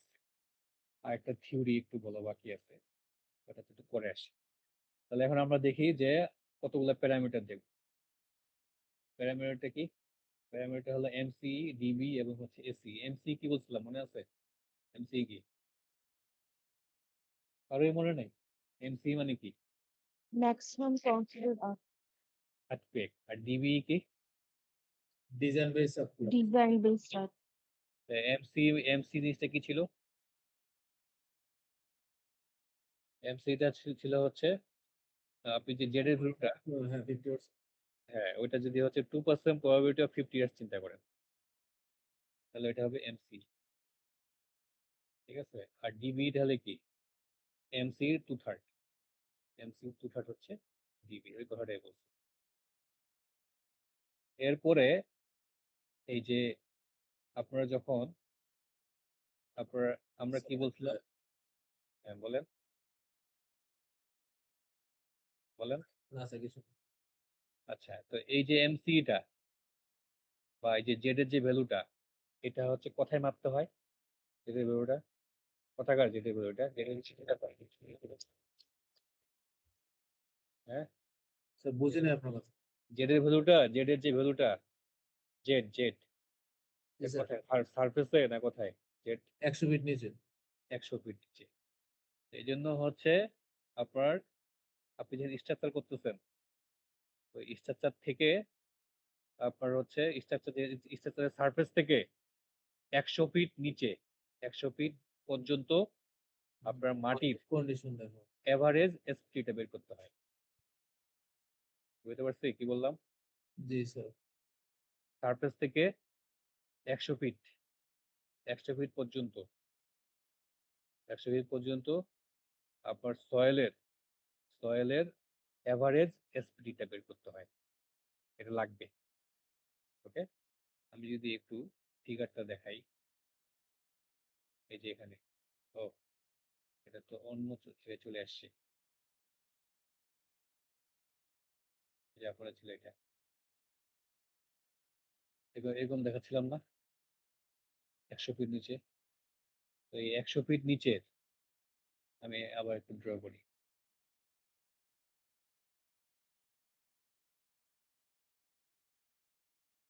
এই যে আপনার স্ট্রাকচার তো হচ্ছে এখানে স্ট্রাকচার, এটা হচ্ছে আপনার সারফেসটা, সারফেস। আপনি হচ্ছে এই জায়গায় দাঁড়াই হচ্ছে দৌড়াদৌড়ি করবেন, তারপরে এখান থেকে 100 ফিট নিচে, 100 ফিট নিচে এখানকার জেড এর ভ্যালুটা আপনাকে বিএনপিসি দিয়ে দিবে। এটা 0.2 হতে পারে। ঠিক আছে? কিন্তু আপনার স্ট্রাকচার কোথায়? এখান থেকে তো উপরে। তাহলে এই 100 ফিট নিচের 100 ফিট নিচের যে সয়েল, এই সয়েলের আপনার এসপিটি, এভারেজ এসপিটি জানতে হবে। এভারেজ এসপিটিটা আপনার জানতে হবে। বুঝছেন? এভারেজ এসপিটি কি হবে? এসপিটি কি বলেন তো? এসপিটি কি? এসপিটি কি? স্যার হচ্ছে আমরা মাটি সয়েল করার সময় যে এন ভ্যালু পাই এসপিটি হলো আর কি এটা। ওইটা এসপিটি কতটা হ্যামার দেওয়ার পর হচ্ছে মাটি 1.5 ফিট বা 3 ফিট পর পর কতটা হ্যামার লাগে এটা। ওইটা আছে না? তাহলে এসপিটি মানে কি? এসপিটি তো এটা একটা মানে আছে। এস মানে কি? পি মানে কি? টি মানে কি? Standard nutrition test. টেস্ট, হ্যাঁ। ঠিক আছে, স্ট্যান্ডার্ড পেনিট্রেশন টেস্ট। এটা আপনারা খুব রাইটলি বলছেন। এটা জিওটেকনিক্যাল ইঞ্জিনিয়ার যে জি স্যার। তারা হচ্ছে বোরহোল করবে। বুঝছেন? বোরহোল কিভাবে করে? প্রত্যেক 6 ফিট নাকি 5 ফিট? প্রত্যেক 1 মিটার 3 মিটার নেয় যে যেমন করে করে। 5 মিটার না 10 মিটার না। প্রত্যেক 5 ফিট পর পর প্রত্যেক 5 ফিট পর পর সে হচ্ছে আপনার এই এসপিটি ভ্যালু নেবে। ঠিক আছে? প্রত্যেক 5 ফিট পর পর এসপিটি যে ভ্যালুগুলা, এগুলাকে বলবে হচ্ছে এটাকে এসপিটি ভ্যালু বলবে। এন ভ্যালু বলে এটাকে, এন ভ্যালু। বুঝছেন? প্রত্যেক 5 ফিট পর পর হচ্ছে আপনার এসপিটি ভ্যালুগুলা, এই এন ভ্যালুগুলা নিবে। হ্যাঁ? তো এই যে এন ভ্যালু, এন এর ভ্যালু যদি হচ্ছে আপনার 2 আসে, এটার মানে কি? আর এন এর ভ্যালু যদি 10 আসে, তো এটার মানে কি বলবেন? 10 আসলে স্টিফনেস ভালো, 2 আসলে একদম লুজ সয়েলের মতো হয়। আচ্ছা, তো এটার মানেটা কি? ডিসিশনটা আসলে এর মানে হচ্ছে এই 5 ফিট স্পুনটা, ওই যে বোরহোলের যে স্পুনটা আছে, স্পুনটা, হ্যাঁ, স্পুনটা এরকম, আপনারা তো জানেন এটা। এই স্পুনটা হচ্ছে 5 ফিট পেনিট্রেট করতে মাত্র 2টা হচ্ছে ব্লো লাগছে। মানে 2বার, প্রত্যেকে 2বার ফালাইছে, 5 ফিট হচ্ছে চলে গেছে। বুঝছো? এন এর ভ্যালু 10 মানে কি? ওখানে 5 ফিট পেনিট্রেট করতে আপনার 10 বার হচ্ছে ব্লো করা লাগছে। এই যে কোনটা, এটা 10 বার হচ্ছে উপর থেকে ফালানো লাগছে। তারপরে হচ্ছে 5 ফিট পেনিট্রেট করতে পারছে, মানে 5 ফিট ভিতরে ঢুকছে। এন এর ভ্যালু 50 মানে কি? হ্যাঁ, স্পিড যাইতে 50 বার দরকার লাগছে। হ্যাঁ। তাহলে এখন যেই সয়েলটা, যেই সয়েলের মনে করেন 5 ফিট পেনিট্রেট করতে 50 বার স্পুনটাকে ব্লো করা লাগছে, এটা বেশি শক্ত নাকি যেই সয়েলে এসপিটির ভ্যালু 2 সে বেশি শক্ত? যেটা 50 বার করা লাগছে ওটা বেশি শক্ত। Very good. তার মানে এন এর যে ভ্যালুটা, এই যে এন এর যে ভ্যালু, এই এন এর ভ্যালু দেখলেই আপনি বুঝে যাবেন মাটিটা কি শক্ত নাকি হচ্ছে নরম। বুঝা গেল? তো এই যে সয়েল যে টেস্ট করবে, সয়েল টেস্টের রিপোর্টে আপনাদেরকে এন এর ভ্যালুগুলা বলে দিবে। প্রত্যেক 5 ফিট লেভেলে এন এর ভ্যালুগুলা বলে দিবে। এবং হচ্ছে কোন লেয়ারে কোন সয়েল এটাও বলে দিবে। হয়তো এখানে ক্লে আছে, এখানে হয়তো এখানে সফট ক্লে আছে, এখানে হয়তো মিডিয়াম, হ্যাঁ, এখানে হয়তো আপনার স্টিপ ক্লে আছে, এখানে হয়তো মিডিয়াম ড্যান্স স্যান্ড আছে, এই জায়গায় হয়তো ড্যান্স স্যান্ড আছে, এগুলো বলে দিবে সয়েল টেস্ট রিপোর্টে। এবং সাথে সাথে প্রত্যেকটা লেয়ারে এসপিটি ভ্যালুগুলো বলে দিবে। এই ডাটাগুলো দেখে আপনি বুঝতে পারবেন যে অ্যাকচুয়ালি কোন লেয়ারের সয়েলটা কত শক্ত। ঠিক আছে? তো আমাদের আর্থকুয়েকের জন্য বলছে যে 100 ফিট, এই যে 100 ফিট, এই 100 ফিটের মধ্যে এভারেজ এসপিটি বাই করতে হবে। এভারেজ এসপিটি এক এক জায়গায় তো আপনি এক এক রকম এসপিটি পাবেন। এখানে হয়তো পাইছেন 2, এখানে হয়তো পাইছেন 4, এখানে হয়তো পাইছেন 15, এখানে হয়তো পাইছেন 10, এখানে হয়তো পাইছেন 40, এখানে হয়তো পাইছেন 35 এরকম। বুঝতে পারছেন? তো বলছে যে এরকম 100 ফিট লেভেলে, 100 ফিট লেভেলে তারপর এভারেজ এসপিটি বের করতে হবে। ঠিক আছে? এই এভারেজ এসপিটির উপর বেস করে, এভারেজ এসপিটির উপর বেস করে ওইখান থেকে আপনার সিদ্ধান্ত এই টেবিল থেকে, এই টেবিল ইউজ করে সিদ্ধান্ত নিতে হবে এই সয়েলটা কি, সয়েলটা কি আপনার অনেক শক্ত নাকি হচ্ছে অনেক নরম নাকি হচ্ছে মোটামুটি নরম, এটা এই সিদ্ধান্ত নিতে হবে। বুঝতে পারছেন?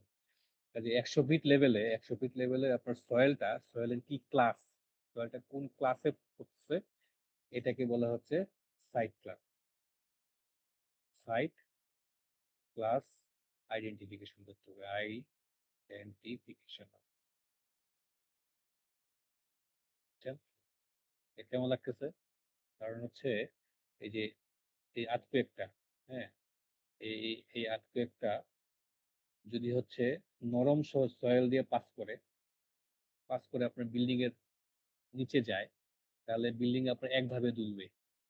আর যদি এই আর্থকুয়েকটা অনেক শক্ত সয়েল দিয়ে পাস করে আপনার বিল্ডিং এর গোড়ায় যায়, তাহলে বিল্ডিংটা আরেকভাবে দুলবে।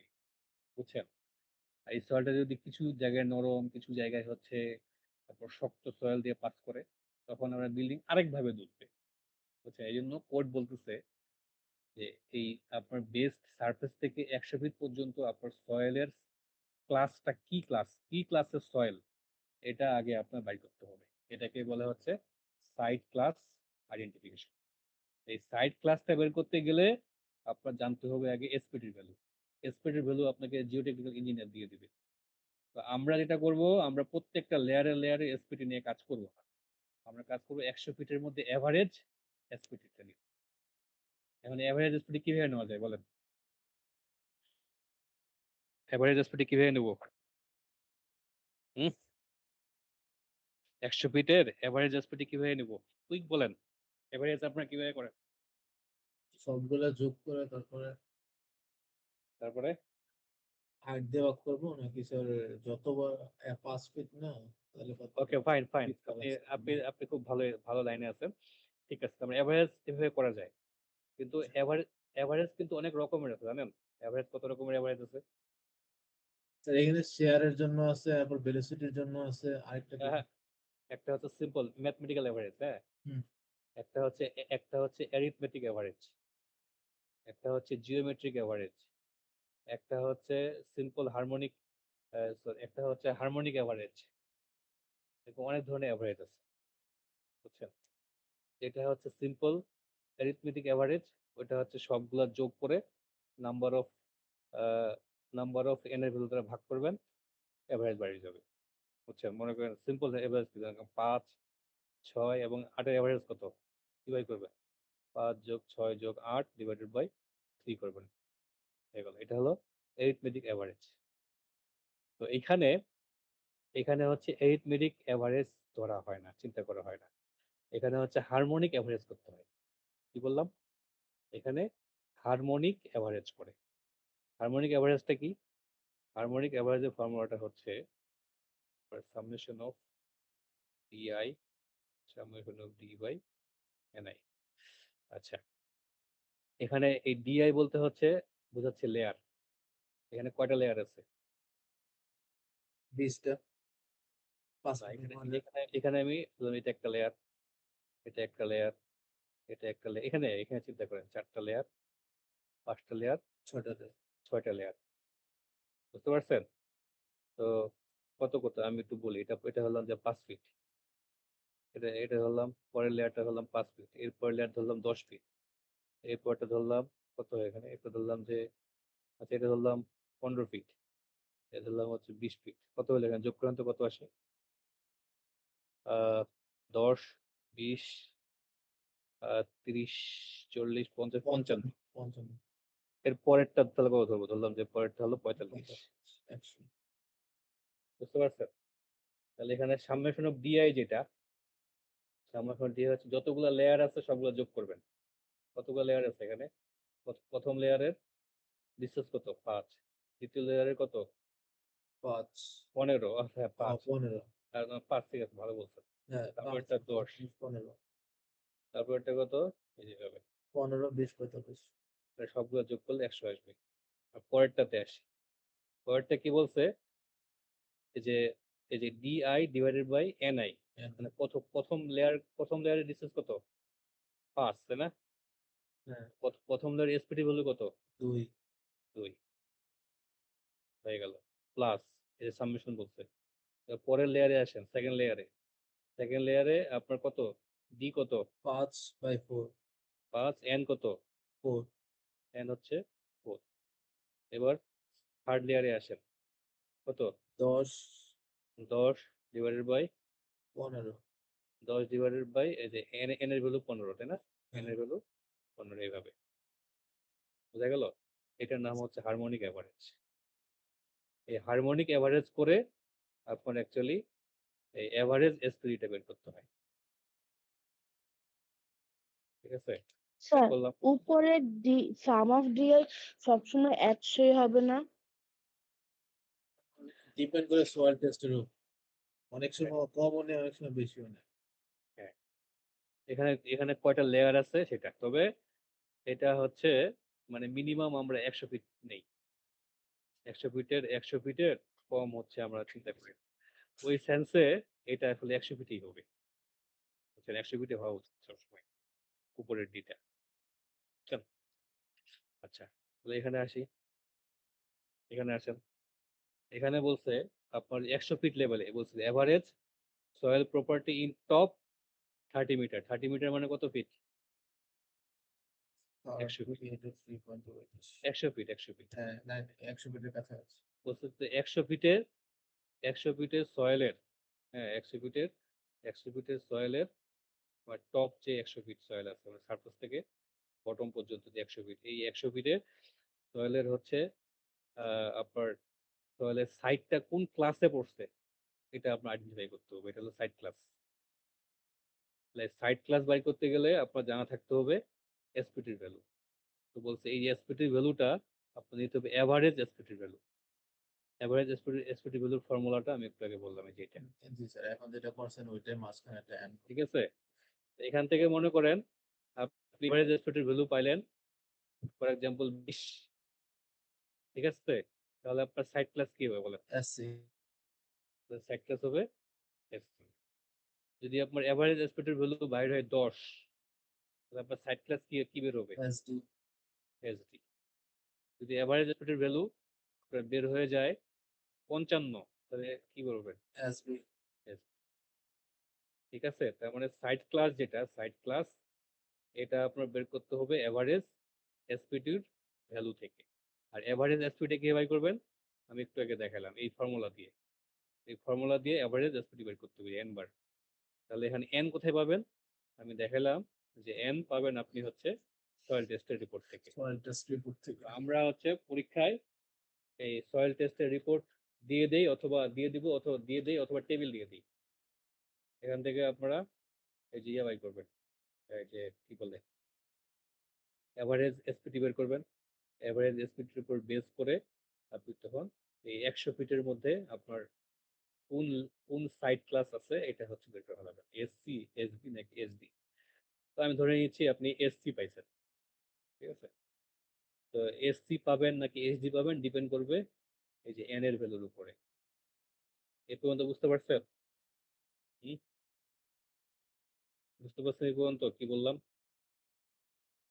আচ্ছা, তারপরে এরপরেরটা কি সিসমিক জোন কোএফিসিয়েন্ট।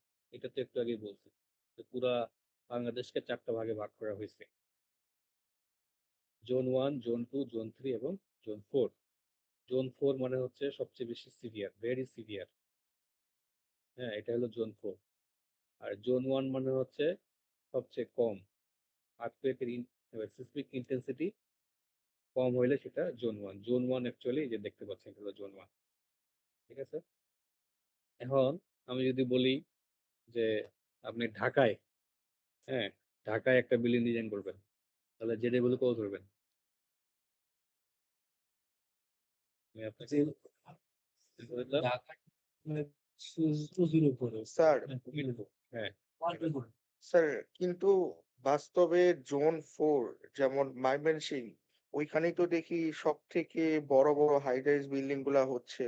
লাইক 18 তলা 20 তলা বিল্ডিং গুলা হচ্ছে। হবে, সমস্যা নেই। কোনো সমস্যা নেই। ওইখানে যখন আর্থকুয়েকের জন্য যখন অ্যানালাইসিস করবে, তখন জেড এর ভ্যালুটা সে 0.36 ধরবে আরকি। ধরে করবে। করা যাবে তো। এখানে 18 20 তলা কেন? এখানে 100 তলা বিল্ডিং করা যাবে। কোনো সমস্যা নেই। ওইসব এলাকাতে ম্যাক্সিমাম স্যার মনে হয় মানে যে কোনো হাইটের, যে কোনো টাইপের বিল্ডিং করা যাবে। কোনো সমস্যা নেই। কিন্তু আপনার মনে হয় ধরা হয় স্যার ওইসব এলাকাতে। ওখানে জেড এর ভ্যালু 0.36। আচ্ছা, এবারে আসি হচ্ছে আরেকটা প্যারামিটার আছে। এটা খুবই গুরুত্বপূর্ণ প্যারামিটার, সেটা কিন্তু স্যার সিএস এর কথা বলছিলাম।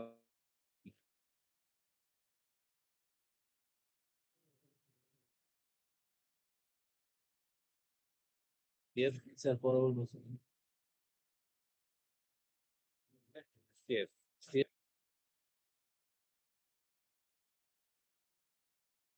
হ্যাঁ। আচ্ছা, এটা তো আপনি সাইড ক্লাস থেকে বাইর করলেন।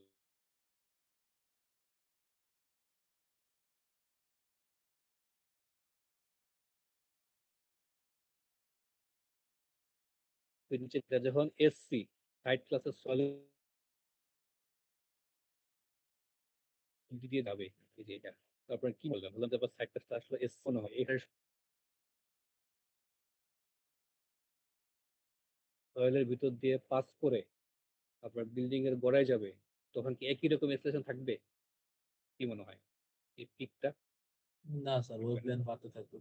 এটা এটা চেঞ্জ হয়ে যাবে। এটা এক্সেলারেশনটা বাড়তে পারে, আবার কমে যেতে পারে। ঠিক আছে? এক্সেলারেশনটা কিন্তু থাকবে না, একরকম থাকবে না। 100 ফিট নিচে রকে, যেখানে আপনি রক চিন্তা করছেন, ওইখানকার এক্সেলারেশন যা, এটা মনে করেন আপনার বিল্ডিং এর গোড়ায় এখান থেকে, যদি আমি সাইড ক্লাস সি চিন্তা করি, সাইড ক্লাস সি এর ভিতর দিক দিয়ে যখন হচ্ছে এই এক্সেলারেশনটা যাবে, গিয়ে বিল্ডিং এর গোড়ায়, এটা কিন্তু একরকম থাকবে না। বুঝছেন? এটা কিন্তু চেঞ্জ হয়ে যাবে। কি চেঞ্জ হবে? ওইটাই হচ্ছে এই সি, ওইটাই হচ্ছে সিএস, ওইটাই হচ্ছে সিএস। ঠিক আছে? বলছে কি চেঞ্জ হবে, এটা আবার ডিপেন্ড করবে হচ্ছে বিল্ডিং এর টাইম পিরিয়ডের উপরে।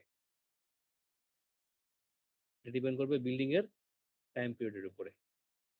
হচ্ছে বিল্ডিং এর টাইম পিরিয়ড যদি আপনার হচ্ছে টিবি, টিবি হচ্ছে একটা ফ্যাক্টর। তিনটা ফ্যাক্টর আছে: টিবি ফ্যাক্টর, টিসি ফ্যাক্টর, টিডি ফ্যাক্টর। তার মানে টাইম পিরিয়ড এর মনে করেন লিমিট আছে তিনটা: টিবি, টিসি, টিডি। এখানে খেয়াল করে দেখেন, এই সিএস এর যে ভ্যালুটা, বলছে টি এর যে ভ্যালুটা, টি মানে হচ্ছে বিল্ডিং এর টাইম পিরিয়ড। বিল্ডিং এর টাইম পিরিয়ড যদি 0 থেকে টিবি এর মধ্যে থাকে, তাহলে সিএস এর ভ্যালু হচ্ছে এই যেটা, এই যে এই স্ট্রেট লাইনটা হচ্ছে সিএস এর ভ্যালু। যদি আপনার বিল্ডিং এর টাইম পিরিয়ড যদি টিবি থেকে টিসির মধ্যে থাকে, এই রেঞ্জের মধ্যে থাকে, তখন আপনার ইকুয়েশন হচ্ছে এই স্ট্রেট লাইনটা। যদি আপনার বিল্ডিং এর টাইম পিরিয়ড টিসি থেকে টিডির মধ্যে থাকে, সিএস এর ভ্যালু হচ্ছে এই যে এই ইকুয়েশনটা, এটা একটা প্যারাবোলিক ইকুয়েশন। তারপরে যদি হচ্ছে বিল্ডিং এর টাইম পিরিয়ড টিডির থেকে বেশি হয়ে যায়, এদিক কোথাও থাকে, তাহলে আপনার হাইপারবোলিক এই ইকুয়েশনটা ইউজ করতে হবে। ঠিক আছে? তাহলে আপনার যদি ছোট বিল্ডিং হয়, ছোট একতলা বা 2 তলা, তাহলে বেসিক্যালি ওইটা হয়তো 0 থেকে টিবি এই রেঞ্জের ভিতরেই থাকবে। আর যদি হচ্ছে মিড হাইটের বিল্ডিং হয়, মানে আমি আমি সোজা কি বলবো, খুব সিম্পলিফিকেশন করে বলছি, মিড হাইটের বিল্ডিং হয়, তাহলে ওই বিল্ডিং এর টাইম পিরিয়ড এই টিবি থেকে টিসি এই রেঞ্জের ভিতরে থাকার সম্ভাবনা বেশি। এটা সম্ভাবনার কথা বলছি, যে নট নেসেসারি থাকবেই। যদি হচ্ছে একটু অনেক হাই রাইজ বিল্ডিং হয়, ডেফিনেটলি ওই টি এর ভ্যালু, বিল্ডিং এর যে টাইম পিরিয়ড, ওটা টিডি থেকে বেশি হবে। তাহলে এখন আমার জানতে হবে কি টিবি, টিসি এবং টিডি কি জিনিস। এই টিবি, টিসি এবং টিডি, এটা হচ্ছে বিএনবিসি টেবিলে বলা আছে, এটা বলে দেওয়া থাকবে টেবিলে, এই যে। ঠিক আছে? এটা হলো টিবি, টিসি এবং টিডি, এই টাইম পিরিয়ডের ভ্যালুগুলি বিএমপিসিতে টেবিল 6.2.16 বলা থাকবে। এটা টিবিটিসি এবং টিডি এটা ফুললি ডিপেন্ড করবে আপনার ওই যে সাইট ক্লাসের উপরে। আপনার আপনার সয়েলের সাইট ক্লাস, এটা আমি একটু আগে বের করলাম, ওইটা যদি হচ্ছে এসসি হয় তাহলে আপনার টিবি হচ্ছে 0.2, টিসি হচ্ছে 0.6, টিডি হচ্ছে 2। এখানে খেয়াল করে দেখেন প্রতি ক্ষেত্রেই সবসময় টিডির ভ্যালুটা কিন্তু ফিক্সড।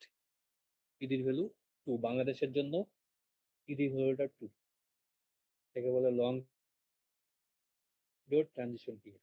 ইউএস এর জন্য এটা আবার 8। যাই হোক, বাংলাদেশের জন্য টিডির ভ্যালু হচ্ছে 2, কিন্তু চেঞ্জ হচ্ছে কোনগুলি? চেঞ্জ হচ্ছে কিন্তু টিবি আর টিসি, টিবি টিসি এগুলি চলছে। তো এখন দেখেন যদি আপনি টিবি টিসি টিডি বের করতে চান তাহলে আপনার আগে জানা থাকতে হবে সয়েল টাইপ। কারণ কারো যদি সয়েল টাইপ বের হয় এসবি তাহলে সে টিবি টিসি টিডি কত ধরবে?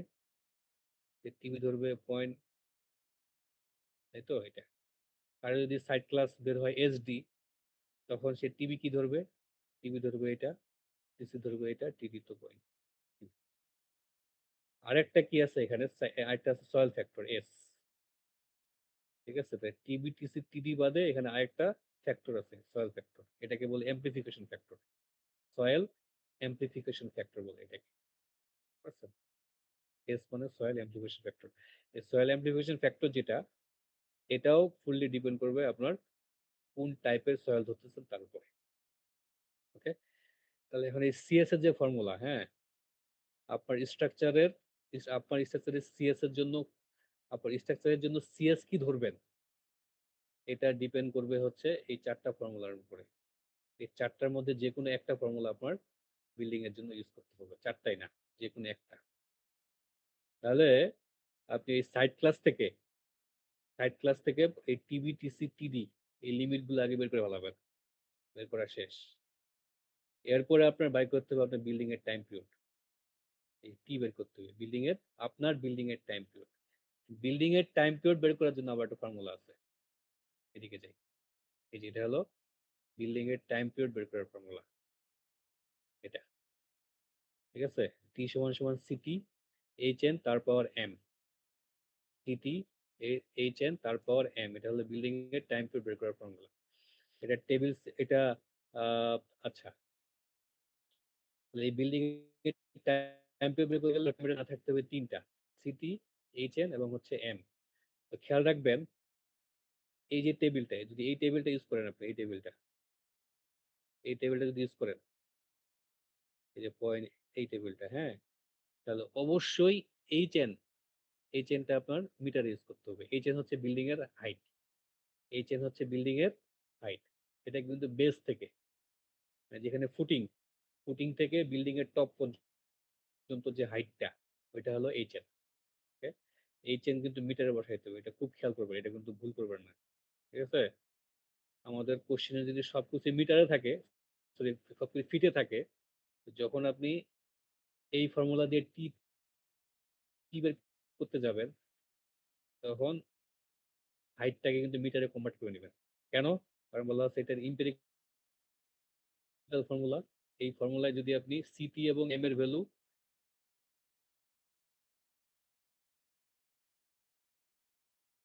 এই যে এগুলো বলা আছে, এই মিটার। ওকে, তাহলে সিটি কি আর এম কি? সিটি এবং এম হচ্ছে এখানে টেবিলে দেওয়া আছে। এটা আবার ডিপেন্ড করবে যে আপনি কোন ধরনের স্ট্রাকচার বানাচ্ছেন তার উপরে। তো যদি হচ্ছে আপনি কংক্রিট মোমেন্ট রেজিস্টিং ফ্রেম করেন, আচ্ছা, মোমেন্ট রেজিস্টিং ফ্রেম কি বলেন তো? মোমেন্ট রেজিস্টিং ফ্রেম কি? মোমেন্ট রেজিস্টিং ফ্রেম কি, কোনো ধারণা আছে? Moment resisting frame, moment resisting frame কি জানেন? জানেন না, না? এই দেখেন, যদি হচ্ছে আপনার কোন একটা স্ট্রাকচারে শুধুমাত্র বিম এবং হচ্ছে কলাম দিয়ে স্ট্রাকচারটা থাকে, অনলি বিম এবং কলাম এরকম থাকে, নো শেয়ার ওয়াল, কোনো শেয়ার ওয়াল নেই। ঠিক আছে, only beam and column, column দিয়ে যদি ফ্রেমটা হয়, তাহলে একে বলবো হচ্ছে মোমেন্ট রেজিস্টিং ফ্রেম, এমআরএফ।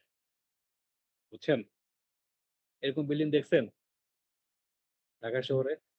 কোনো শেয়ার ওয়াল নাই বিল্ডিং এ, সবার মানুষের বিল্ডিং এ তো এরকম। শুধুমাত্র বিম এবং কলাম দিয়ে করছে। জি স্যার দেখছি। ওকে, তাহলে এটা হচ্ছে মোমেন্ট রেজিস্টিং ফ্রেম।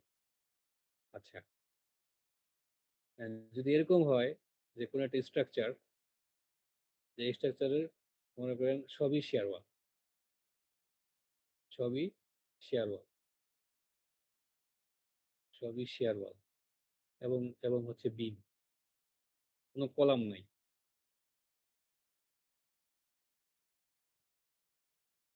বুঝছো? তাহলে এটা হচ্ছে নো কলাম বা হচ্ছে নো ফ্রেম। ঠিক আছে, অনলি শেয়ার ওয়াল। এরকম স্ট্রাকচার কি দেখছেন কোথাও যে সবই শেয়ার ওয়াল আর এবং হচ্ছে বিম দিয়ে করছে, কোনো কলাম নাই? আচ্ছা, এটা ঢাকা শহরে আসছে একটু। এটার নাম হচ্ছে বিয়ারিং ওয়াল সিস্টেম, বিয়ারিং ওয়াল সিস্টেম। এটাকে মোমেন্ট রেজিস্টিং ফ্রেম সিস্টেম বলে। ওকে, এবার আরেকটা দেখি। যদি কোনো একটা ফ্রেম দেখেন, স্ট্রাকচার দেখেন, যে হচ্ছে এখানে কলামও আছে আবার হচ্ছে শেয়ার ওয়ালও আছে, শেয়ার ওয়াল এবং হচ্ছে কলাম, কলাম, শেয়ার ওয়াল এবং হচ্ছে বিম, এরকম যদি কোনো একটা স্ট্রাকচার থাকে, এরকম সেটা দেখছেন আপনারা? কলাম আছে, শেয়ার ওয়াল আছে, আবার হচ্ছে কলামও আছে, শেয়ার ওয়ালও আছে, এই ধরনের স্ট্রাকচার দেখছেন? জি স্যার। স্যার কোথায় দেখছেন? স্যার কোথায় দেখছেন? স্যার ময়মনসিংহে একটা হাই রাইজ বিল্ডিং এ দেখছিলাম। তোমাদের ইউপি দেখেন নাই? জি স্যার, ইউএপি তো দেখছি স্যার। ইউপি তে তো কলাম আছে আবার ওয়ালও, শেয়ার ওয়ালও আছে। কোনটা শেয়ার ওয়াল কোনগুলা? স্যার কলামের থেকে বড়, মানে প্রস্থ বড়। লিফট করে ওয়ালগুলো দেখছেন না? লিফটের যে ওয়ালগুলো আছে জি স্যার। ওগুলো তো শেয়ার ওয়াল। তো এটাকে বলা হচ্ছে ডুয়াল ফ্রেমস, এটাকে বলে ডুয়াল সিস্টেম। ঠিক আছে, ডুয়াল সিস্টেম মানে কি দুইটা সিস্টেম আছে এখানে। এখানে হচ্ছে বিয়ারিং ওয়াল সিস্টেমও আছে, আবার এখানে যদি আপনার এমআরএফ মোমেন্ট রেজিস্টিং ফ্রেমও আছে। এটাকে বলে dual frame system, dual system বলে এটাকে। বুঝছেন? এটাকে বলে ডুয়াল ফ্রেম সিস্টেম। তো বলতেছে যে যদি যদি আপনার ফ্রেমটা হয়ে গেল এখানে, বলছে যদি আপনার ফ্রেমটা, আপনার স্ট্রাকচারটা এটা যদি কংক্রিট মোমেন্ট রেজিস্টিং ফ্রেম হয়, কংক্রিট মোমেন্ট রেজিস্টিং ফ্রেম মানে কোনো ওয়াল থাকবে, কোনো শেয়ার ওয়াল থাকবে না, শুধুমাত্র বিম এবং কলাম, তাহলে সিটির ভ্যালু ইউজ করতে হবে 0.0466 আর এম এর ভ্যালু ধরবেন 0.9। আর যদি এরকম হয় স্টিল মোমেন্ট রেজিস্টিং ফ্রেম, পার্থক্যটা বুঝতেছেন?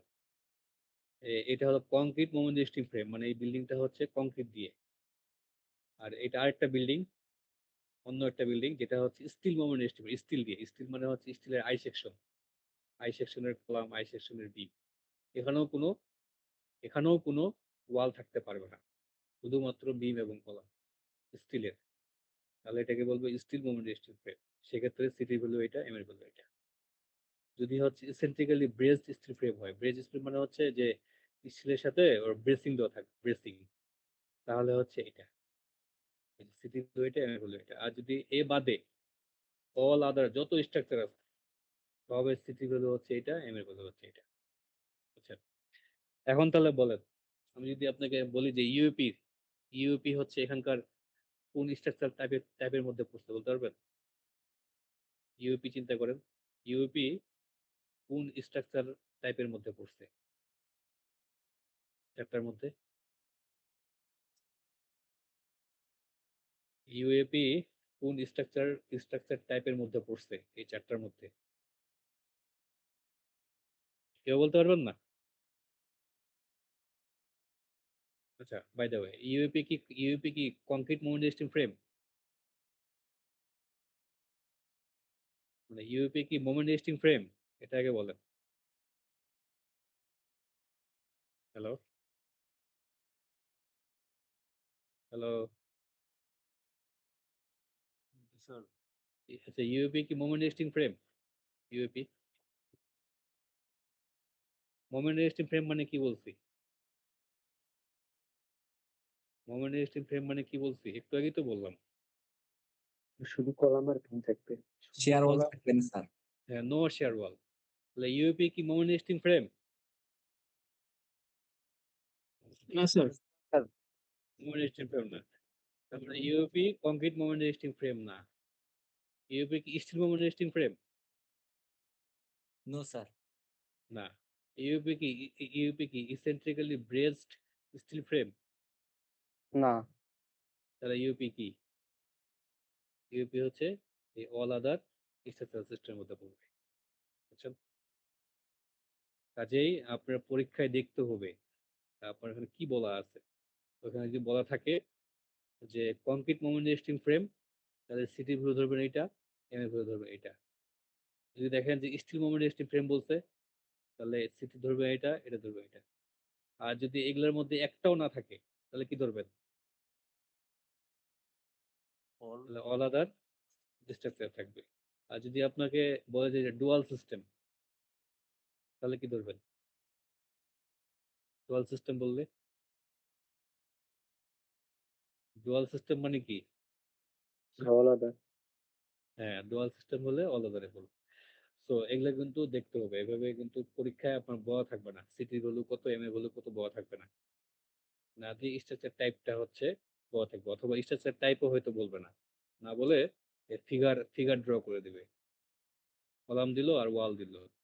বুঝছেন? তাহলে বুঝে যাবেন যে হচ্ছে এটা ডুয়াল সিস্টেম, বা হচ্ছে ফিগার ড্র করে দেখলো সবই, আবার কলাম এবং বিম, তাহলে বুঝে দিবেন যে এটা হচ্ছে কংক্রিট মোমেন্ট রেজিস্টিং ফ্রেম। বুঝতে পারছেন? তো সিটি এবং এম কিন্তু দেওয়া থাকবে না, এটা স্ট্রাকচার টাইপ দেখে আপনার বুঝে নিতে হবে সিটি কোনটা, এম কোনটা। তো এখান থেকে আমরা বিল্ডিং এর টাইম পিরিয়ড বের করা শিখলাম, কিভাবে বের করতে হয়, এবং এই ভ্যালু বসাই দিবেন সিটি, এম, এবং হচ্ছে স্ট্রাকচারের হাইট বসাইলে টি বের হয়ে যাবে। ঠিক আছে, টি হলো বিল্ডিং এর টাইম পিরিয়ড।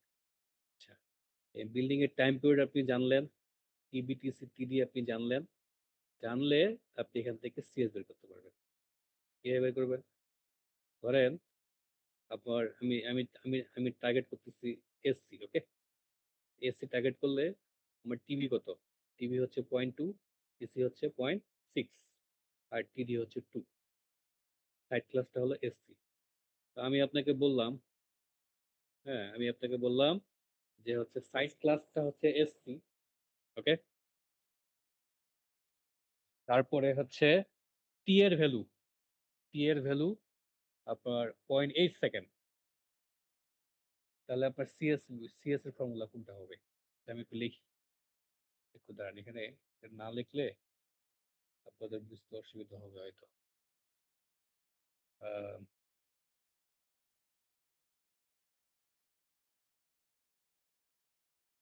হ, হ, এটা না,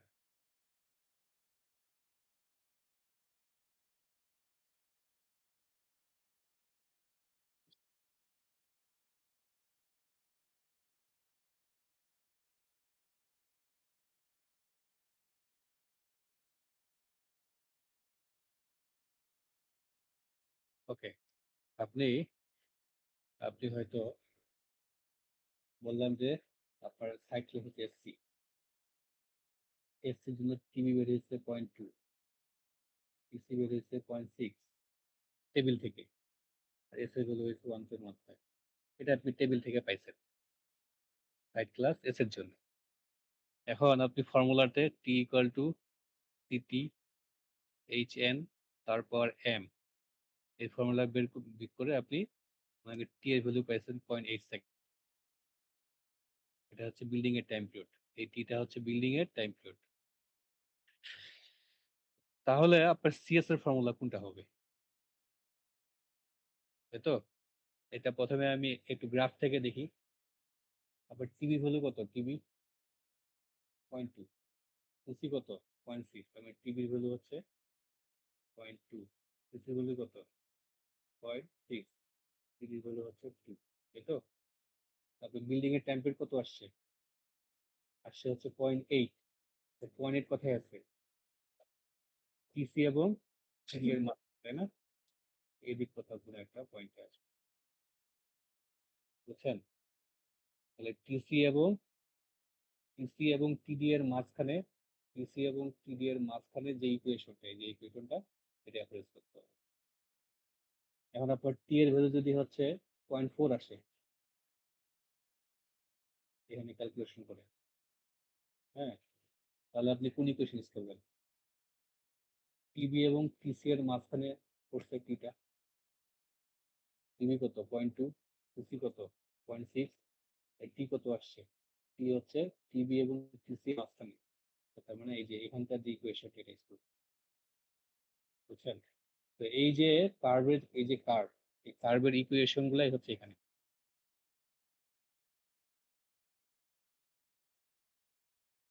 এই প্রথম যে ইকুয়েশনটা, যেটা, এটা যদি প্লট করেন, এটা যদি এই চারটা ইকুয়েশন যদি প্লট করেন, তাহলে এই কার্ভটা আসবে।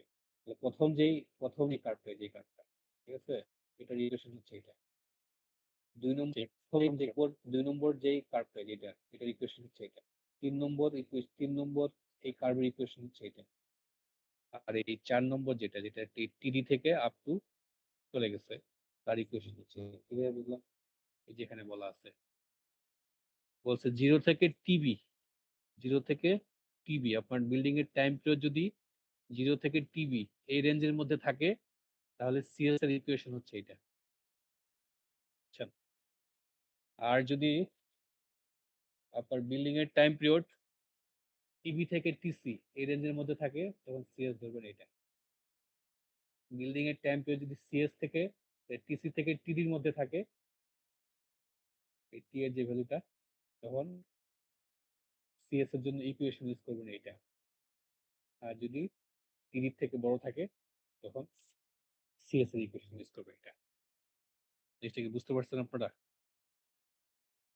জি তো স্যার। আপনার এই সিএস এর যে ইকুয়েশন, এটা চারটাই না, যে কোনো একটা। তাহলে কোন ইকুয়েশন চয়েস করবেন?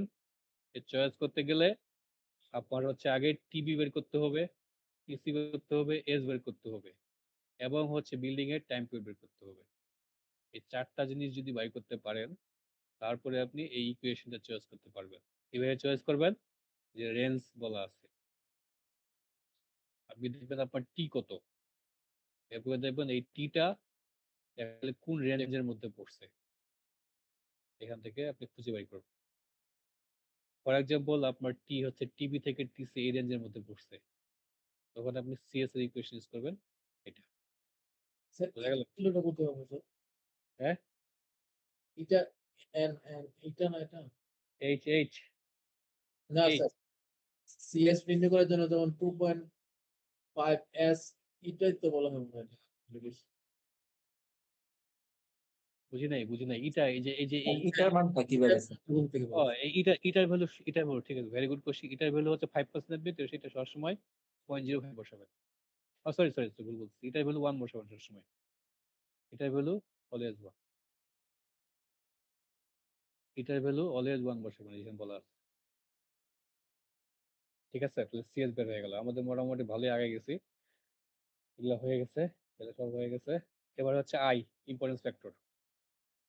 ইম্পর্টেন্স ফ্যাক্টর অ্যাকচুয়ালি আপনার বের হবে আগের মতোই, অকুপেন্সি ক্যাটাগরির উপরে, ঠিক আছে? আপনার অকুপেন্সি ক্যাটাগরি 2 থাকে, তাহলে আই ভ্যালু কত? 1। অকুপেন্সি ক্যাটাগরি যদি 3 থাকে, তাহলে আই ভ্যালু ইউজ করবেন 1.25, 4 থাকলে 1.5। এটাও ডিপেন্ড করবে অকুপেন্সি ক্যাটাগরির উপরে, ওই যে উইন যখন করছিলাম এর মতো। আচ্ছা, এবার একটা গুরুত্বপূর্ণ, সেটা হলো সিসমিক ডিজাইন ক্যাটাগরি। আরেকটা খুব গুরুত্বপূর্ণ প্যারামিটার, এটাকে বলে সিসমিক ডিজাইন ক্যাটাগরি, এটাকে সংক্ষেপে বলে এসডিসি, বুঝছেন? খুবই গুরুত্বপূর্ণ জিনিস, এটা হচ্ছে সিসমিক ডিজাইন ক্যাটাগরি, এসডিসি।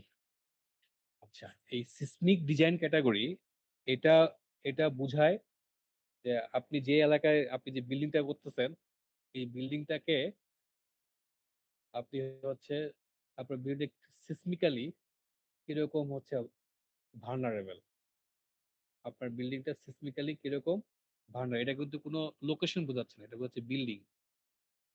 হ্যাঁ, এটা হচ্ছে ফুল আপনার যে আপনি যে বিল্ডিং ডিজাইন করতেছেন আপনার বিল্ডিংটা হচ্ছে বিল্ডিং এর সিসমিসিটিটা। এটা কিন্তু কোনো জোনের কথা বলছে না, এটা বলছে আপনার বিল্ডিংটা, আপনার যে বিল্ডিংটা আপনার বিল্ডিংটা সিসমিক্যালি কিরকম ভালনারেবল সেটা হচ্ছে সিসমিক ডিজাইন ক্যাটাগরি আসবে। তো সিসমিক ডিজাইন আপনার বিল্ডিং এর সিসমিক ডিজাইন ক্যাটাগরি, আপনার বিল্ডিং এর যে ডিজাইন আপনার যে ক্যাটাগরিটা এটা যদি বি আসে বি, তাহলে বুঝবেন যে আপনার বিল্ডিং এর জন্য যে ডিটেইলিং সিসমিক ডিটেইলিংটা নরমাল, একবারে নরমাল ডিটেইলিং করলেই হবে, নরমাল ডিটেইলিং করলেই হবে। যদি আপনার বিল্ডিং এর ডিজাইন ক্যাটাগরি সি আসে সি, তাহলে হচ্ছে মডারেট করতে হবে, মডারেট বা ইন্টারমিডিয়েট বলে এটাকে, ইন্টারমিডিয়েট ডিটেইলিং করতে হবে।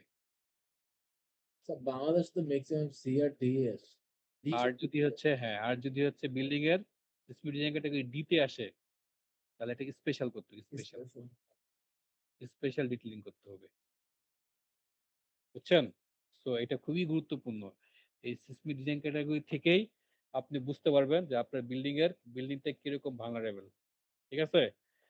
যদি হচ্ছে আপনার সিসমিক ডিজাইন ক্যাটাগরি বি তে পড়ে তাহলে আপনার বিল্ডিংটা ডিটেইলিং করবেন নরমাল ডিটেইলিং। ঠিক আছে? এটাকে বলে অর্ডিনারি ডিটেইলিং করবেন। হেভি কোনো রেইনফোর্সমেন্ট ডিটেইলিং করার দরকার নাই। যদি হচ্ছে সিসমিক ডিজাইন সি তে পড়ে আপনার বিল্ডিংটা তাহলে অবশ্যই তাকে ইন্টারমিডিয়েট করতে হবে অথবা স্পেশাল চাইলে করতে পারেন, অসুবিধা নেই। আর যদি আপনার বিল্ডিংটা সিসমিক ডিজাইন ক্যাটাগরি ডি তে পড়ে তাহলে ওইটাকে অবশ্যই স্পেশাল ডিটেইলিং করতে হবে, ওইটাকে ইন্টারমিডিয়েট করতে পারবেন না, অর্ডিনারি তো ভুলেও না। তাহলে এখন আপনার বিল্ডিং এর ডিজাইন ক্যাটাগরি কি হবে এটা আপনার এই টেবিল থেকে আপনার বের করতে হবে। এই টেবিলটা খুব সহজ একটা টেবিল। দেখেন এই টেবিলে আপনার বিল্ডিংটা কি বি সি নাকি ডি, এগুলো তিনটা প্যারামিটার আছে, বি সি এবং ডি। এখানে কিন্তু এ বলে কিছু নেই, ডিজাইন ক্যাটাগরি এ বলে কিছু নাই, ডিজাইন ক্যাটাগরি ই বলে কিছু নেই, তিনটা ডিজাইন ক্যাটাগরি বি সি এবং ডি। তো দেখেন এই ডিজাইন ক্যাটাগরি খুঁজে পাইতে হলে আপনার জানতে হবে সাইট ক্লাস একটা প্যারামিটার, এই যে সয়েলের অবস্থা জানতে হবে আপনার। তারপরে আপনার জানতে হবে অকুপেন্সি ক্যাটাগরি, কি 1 নম্বর 2 নম্বর নাকি 3 নম্বর অকুপেন্সি ক্যাটাগরি জানতে হবে নাকি 4 নম্বর। এরপরে আপনার জানতে হবে যে আপনার বিল্ডিংটা কোন জোনে করতেছে, জোন 1 জোন 2 নাকি জোন 3।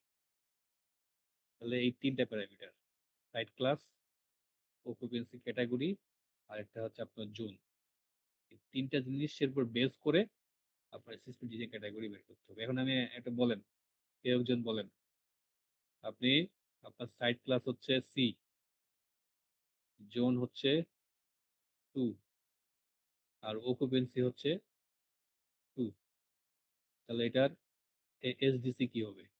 এসডিসি মানে সিস্টেম ডিজাইন ক্যাটাগরি কি হবে বলেন? সি কিভাবে বাড়ি করলেন? এই যে এটা, তাই না?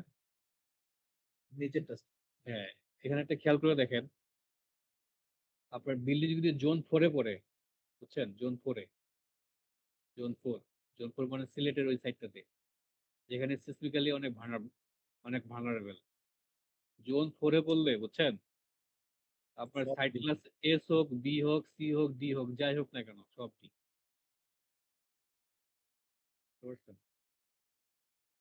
আবার যদি হচ্ছে জোন 3 তে পড়ে, জোন 3 তো ধরতে পারি কারণ স্যার আমরা এস এর যে সয়েল ওটা পাওয়া যায় না বাংলাদেশ। রাইট, এস এ বলে বাংলাদেশে কিছু নেই। জোন 3 তেও সব হচ্ছে সিসমিক দিতে পড়বে। আমি আমি অনেক ডিজাইন করছি কিন্তু আমি কখনো সিসমিক ডিজাইন ক্যাটাগরি ডি পাই নাই বাংলাদেশে। সি আর ডি এস এর ম্যাক্সিমাম সময় পাওয়া যায়, সবচেয়ে বেশি এস ডি পাওয়া যায়। হ্যাঁ, আমি বি এখন পর্যন্ত কখনোই পাই নাই বাংলাদেশে। আমি খুঁজতেছি যে কোনো বিল্ডিং ডিজাইন আমি দিতে পাই কিনা। এখানে বলছেন জোন 1 এ তো হইতে হবে, আবার হচ্ছে সাইড ক্লাস সি থাকতে হবে। পাওয়া যায় না আলটিমেটলি। যাক, তো এই তো সিসপি ডিজাইন ক্যাটাগরিটা খুব জরুরি। সিসপি ডিজাইন ক্যাটাগরি উপর বেস করে তারপরে পরে হচ্ছে আর বের করতে হবে, যে আর পরেরটা কি রেসপন্স রিডাকশন ফ্যাক্টর। ঠিক আছে, পরের টেবিলটা লাস্ট টেবিল, এই রেসপন্স রিডাকশন ফ্যাক্টরটা আবার টেবিল থেকে বের করতে হবে, আর এর ভ্যালু। আর বের করতে গেলে এখানে দেখেন এটা বিএনবিসির টেবিল 6.2.19 এ পাবেন। এটা পার্ট 6 চ্যাপ্টার 2 19 নম্বর টেবিলে আছে। তো দেখেন এই আর বের করতে গেলে, আর এর ভ্যালু বের করতে গেলে, যে আর এর ভ্যালু বের করতে গেলে আপনার এখানে এই সিসমিক ফোর্স রেজিস্ট্যান্স সিস্টেম এটা আগে বুঝতে হবে, বুঝছেন? সিসমিক ফোর্স রেজিস্ট্যান্স সিস্টেম আগে বুঝতে হবে। বুঝতে পারলে তখন আপনি আর বের করতে পারবেন। কেন? কারণ এখানে আর এর অনেকগুলো ভ্যালু আছে, বুঝছেন? তাহলে আপনি কোন কোন আরটা নিয়ে কাজ করবেন। এটা সহজ, খুব সহজ। এটা একটু খালি মনোযোগ দিয়ে শুনেন, বের করতে পারবেন। তাহলে বলছে সিসমিক ফোর্স রেজিস্ট্যান্স সিস্টেম জিনিসটা কি? বলতে সিসমিক ফোর্স রেজিস্ট্যান্স সিস্টেম বিএমবিসি বলতে বলছে একটা হচ্ছে বেয়ারিং ওয়াল সিস্টেম, যেটা আমি অলরেডি আপনাকে বলে ফেলেছি। বেয়ারিং ওয়াল সিস্টেম, একটা হচ্ছে building frame system. Building frame system দুইটা গেল। একটা হচ্ছে কি যে মোমেন্ট রেজিস্টিং ফ্রেম সিস্টেম, যেটা আমি একটু এটা আগে আমরা করি নাকি? হ্যাঁ, এটা শেয়ার ওয়াল থাকলে যেটা নো শেয়ার ওয়াল। এরপরে কি ডুয়াল সিস্টেম। ঠিক আছে, ডুয়াল সিস্টেম আবার দুই রকমের আছে। Casting A of share. Dual system আবার দুই রকমের আছে। হ্যাঁ, ডুয়াল সিস্টেম দুই রকম। এই তো এফ এফ আর জি খুব একটা আমাদের লাগে না। তাহলে আমি বিল্ডিং ফ্রেম সিস্টেম কটা দেখলাম? চারটা। একটা হচ্ছে বিয়ারিং ওয়াল সিস্টেম, একটা বিল্ডিং ফ্রেম সিস্টেম, একটা মোমেন্ট রেজিস্টিং ফ্রেম সিস্টেম, আর একটা হলো ডুয়াল সিস্টেম। তো অলরেডি কিন্তু আমি এগুলা বলে ফেলছি। এই বিল্ডিং ফ্রেম সিস্টেম কি একটু আগে দেখাচ্ছিলাম। বিল্ডিং ফ্রেম সিস্টেম হচ্ছে আপনার বিল্ডিং এ যদি কোনো ফ্রেম না শেয়ার থাকে, ওয়াল দেওয়া। সবই শেয়ার ওয়াল হয়, তাহলে এটা হচ্ছে বিল্ডিং বেয়ারিং ওয়াল সিস্টেম আর কি। এগুলো বেয়ারিং ওয়াল সিস্টেম। আর মোমেন্ট রেজিস্টিং ফ্রেম কি? কলাম যে আর বিম দেওয়া হবে শুধু। যদি কোনো হচ্ছে কলাম কোনো ওয়াল না থাকে, তাহলে এটা মোমেন্ট রেজিস্টিং ফ্রেম সিস্টেম। আর ডুয়াল সিস্টেম কি? ডুয়াল হচ্ছে যে দুইটা যদি কম্বাইন থাকে, বুঝছেন? আপনার হচ্ছে ইয়াও থাকে, কিছু অংশ ফ্রেম, কিছু অংশ হচ্ছে ওয়াল থাকলে ডুয়াল সিস্টেম। দুইটা combined of moment resisting frame and bearing wall system, এটা হচ্ছে ডুয়াল সিস্টেম। যেমন আমাদের ইউএপি, ইউএপি হচ্ছে ডুয়াল সিস্টেম। এখানে বিম কলামও, এখানে কলামও আছে, আবার এই লিফটের দিকে ওয়ালও, শেয়ার ওয়াল গুলো আছে। তো এটা হলো ডুয়াল সিস্টেম। তো বলা হচ্ছে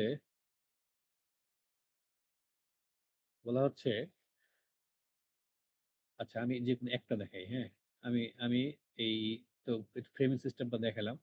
আমি মোমেন্ট রেজিস্টিং ফ্রেম সিস্টেমের কাহিনীটা বলি। মোমেন্ট রেজিস্টিং ফ্রেমের ভিতরে যাই। ধরলেন যে আপনি কোনো একটা বিল্ডিং করতেছেন, যে বিল্ডিংটা মোমেন্ট রেজিস্টিং ফ্রেমের করছে, মানে কোনো ওয়াল নাই। তো মোমেন্ট রেজিস্টিং ফ্রেমটাকে আবার তারা 6টা ভাগে ভাগ করছে। 6টা ভাগে ভাগ করছে, এটা সহজ, এটা কঠিন কিছু না। এই 6টা ভাগের ভিতরে প্রথম 3টা হচ্ছে স্টিল, আর পরের 3টা হচ্ছে কংক্রিটের। ঠিক আছে, কিভাবে বুঝলাম? এই দেখেন, বলছি special steel moment frame, intermediate steel moment frame, ordinary steel moment frame. এই প্রথম 3টা হচ্ছে স্টিলের, আর পরের 3টা হচ্ছে কনক্রিটের। তো আমরা মূলত কনক্রিটেই থাকবো, স্টিলের দিকে যাচ্ছি না। তাহলে এই 6টার মধ্যে প্রথম 3টা বাদ, পরের 3টাতে আসি। তো পরের 3টাতে কি বলছে যে কংক্রিট মোমেন্ট রেজিস্টিং ফ্রেম হচ্ছে এখানে 3টা। কি কি বলছে দেখেন? একটা বলছে special reinforced concrete moment resisting frame. তাহলে special reinforced concrete moment resisting frame special. একটা হচ্ছে intermediate concrete reinforced concrete moment frame, আর একটা হলো অর্ডিনারি রেনফোর্সড কংক্রিট মোমেন্ট। বুঝতে পারছেন? তার মানে এই কংক্রিট মোমেন্ট রেজিস্টিং ফ্রেমকে 3টা ভাগে ভাগ করছে, স্পেশাল, ইন্টারমিডিয়েট, অর্ডিনারি। একইভাবে স্টিলের ক্ষেত্রেও তিনটা ভাগে ভাগ করছে, স্পেশাল, ইন্টারমিডিয়েট, অর্ডিনারি, এভাবে টোটাল 6টা আইছে। বুঝতে পারছেন? তো এখন পরীক্ষায় যদি আপনাদেরকে বলে দেয়, এভাবে বলে যে যেই স্ট্রাকচারটা নেওয়া হচ্ছে এটা হলো special reinforced concrete moment resisting frame, আর এর ভ্যালু ডিরেক্টলি বলা নাই, আর এর ভ্যালু কত ধরবেন? 8 আর এর ভ্যালু ধরবেন তখন 8। আর যেরকম বলা থাকে যে হচ্ছে intermediate reinforced concrete moment resisting frame, তাহলে আর এর ভ্যালু কত ধরবেন? 5 বোঝা গেছে? পরীক্ষায় আপনাদের আর এর ভ্যালু গুলো বলা থাকবে না, কিন্তু এই টেবিল দেওয়া থাকবে, আর বলা থাকবে যে মোমেন্ট রেজিস্টিং ফ্রেমটা হচ্ছে কি রকমের।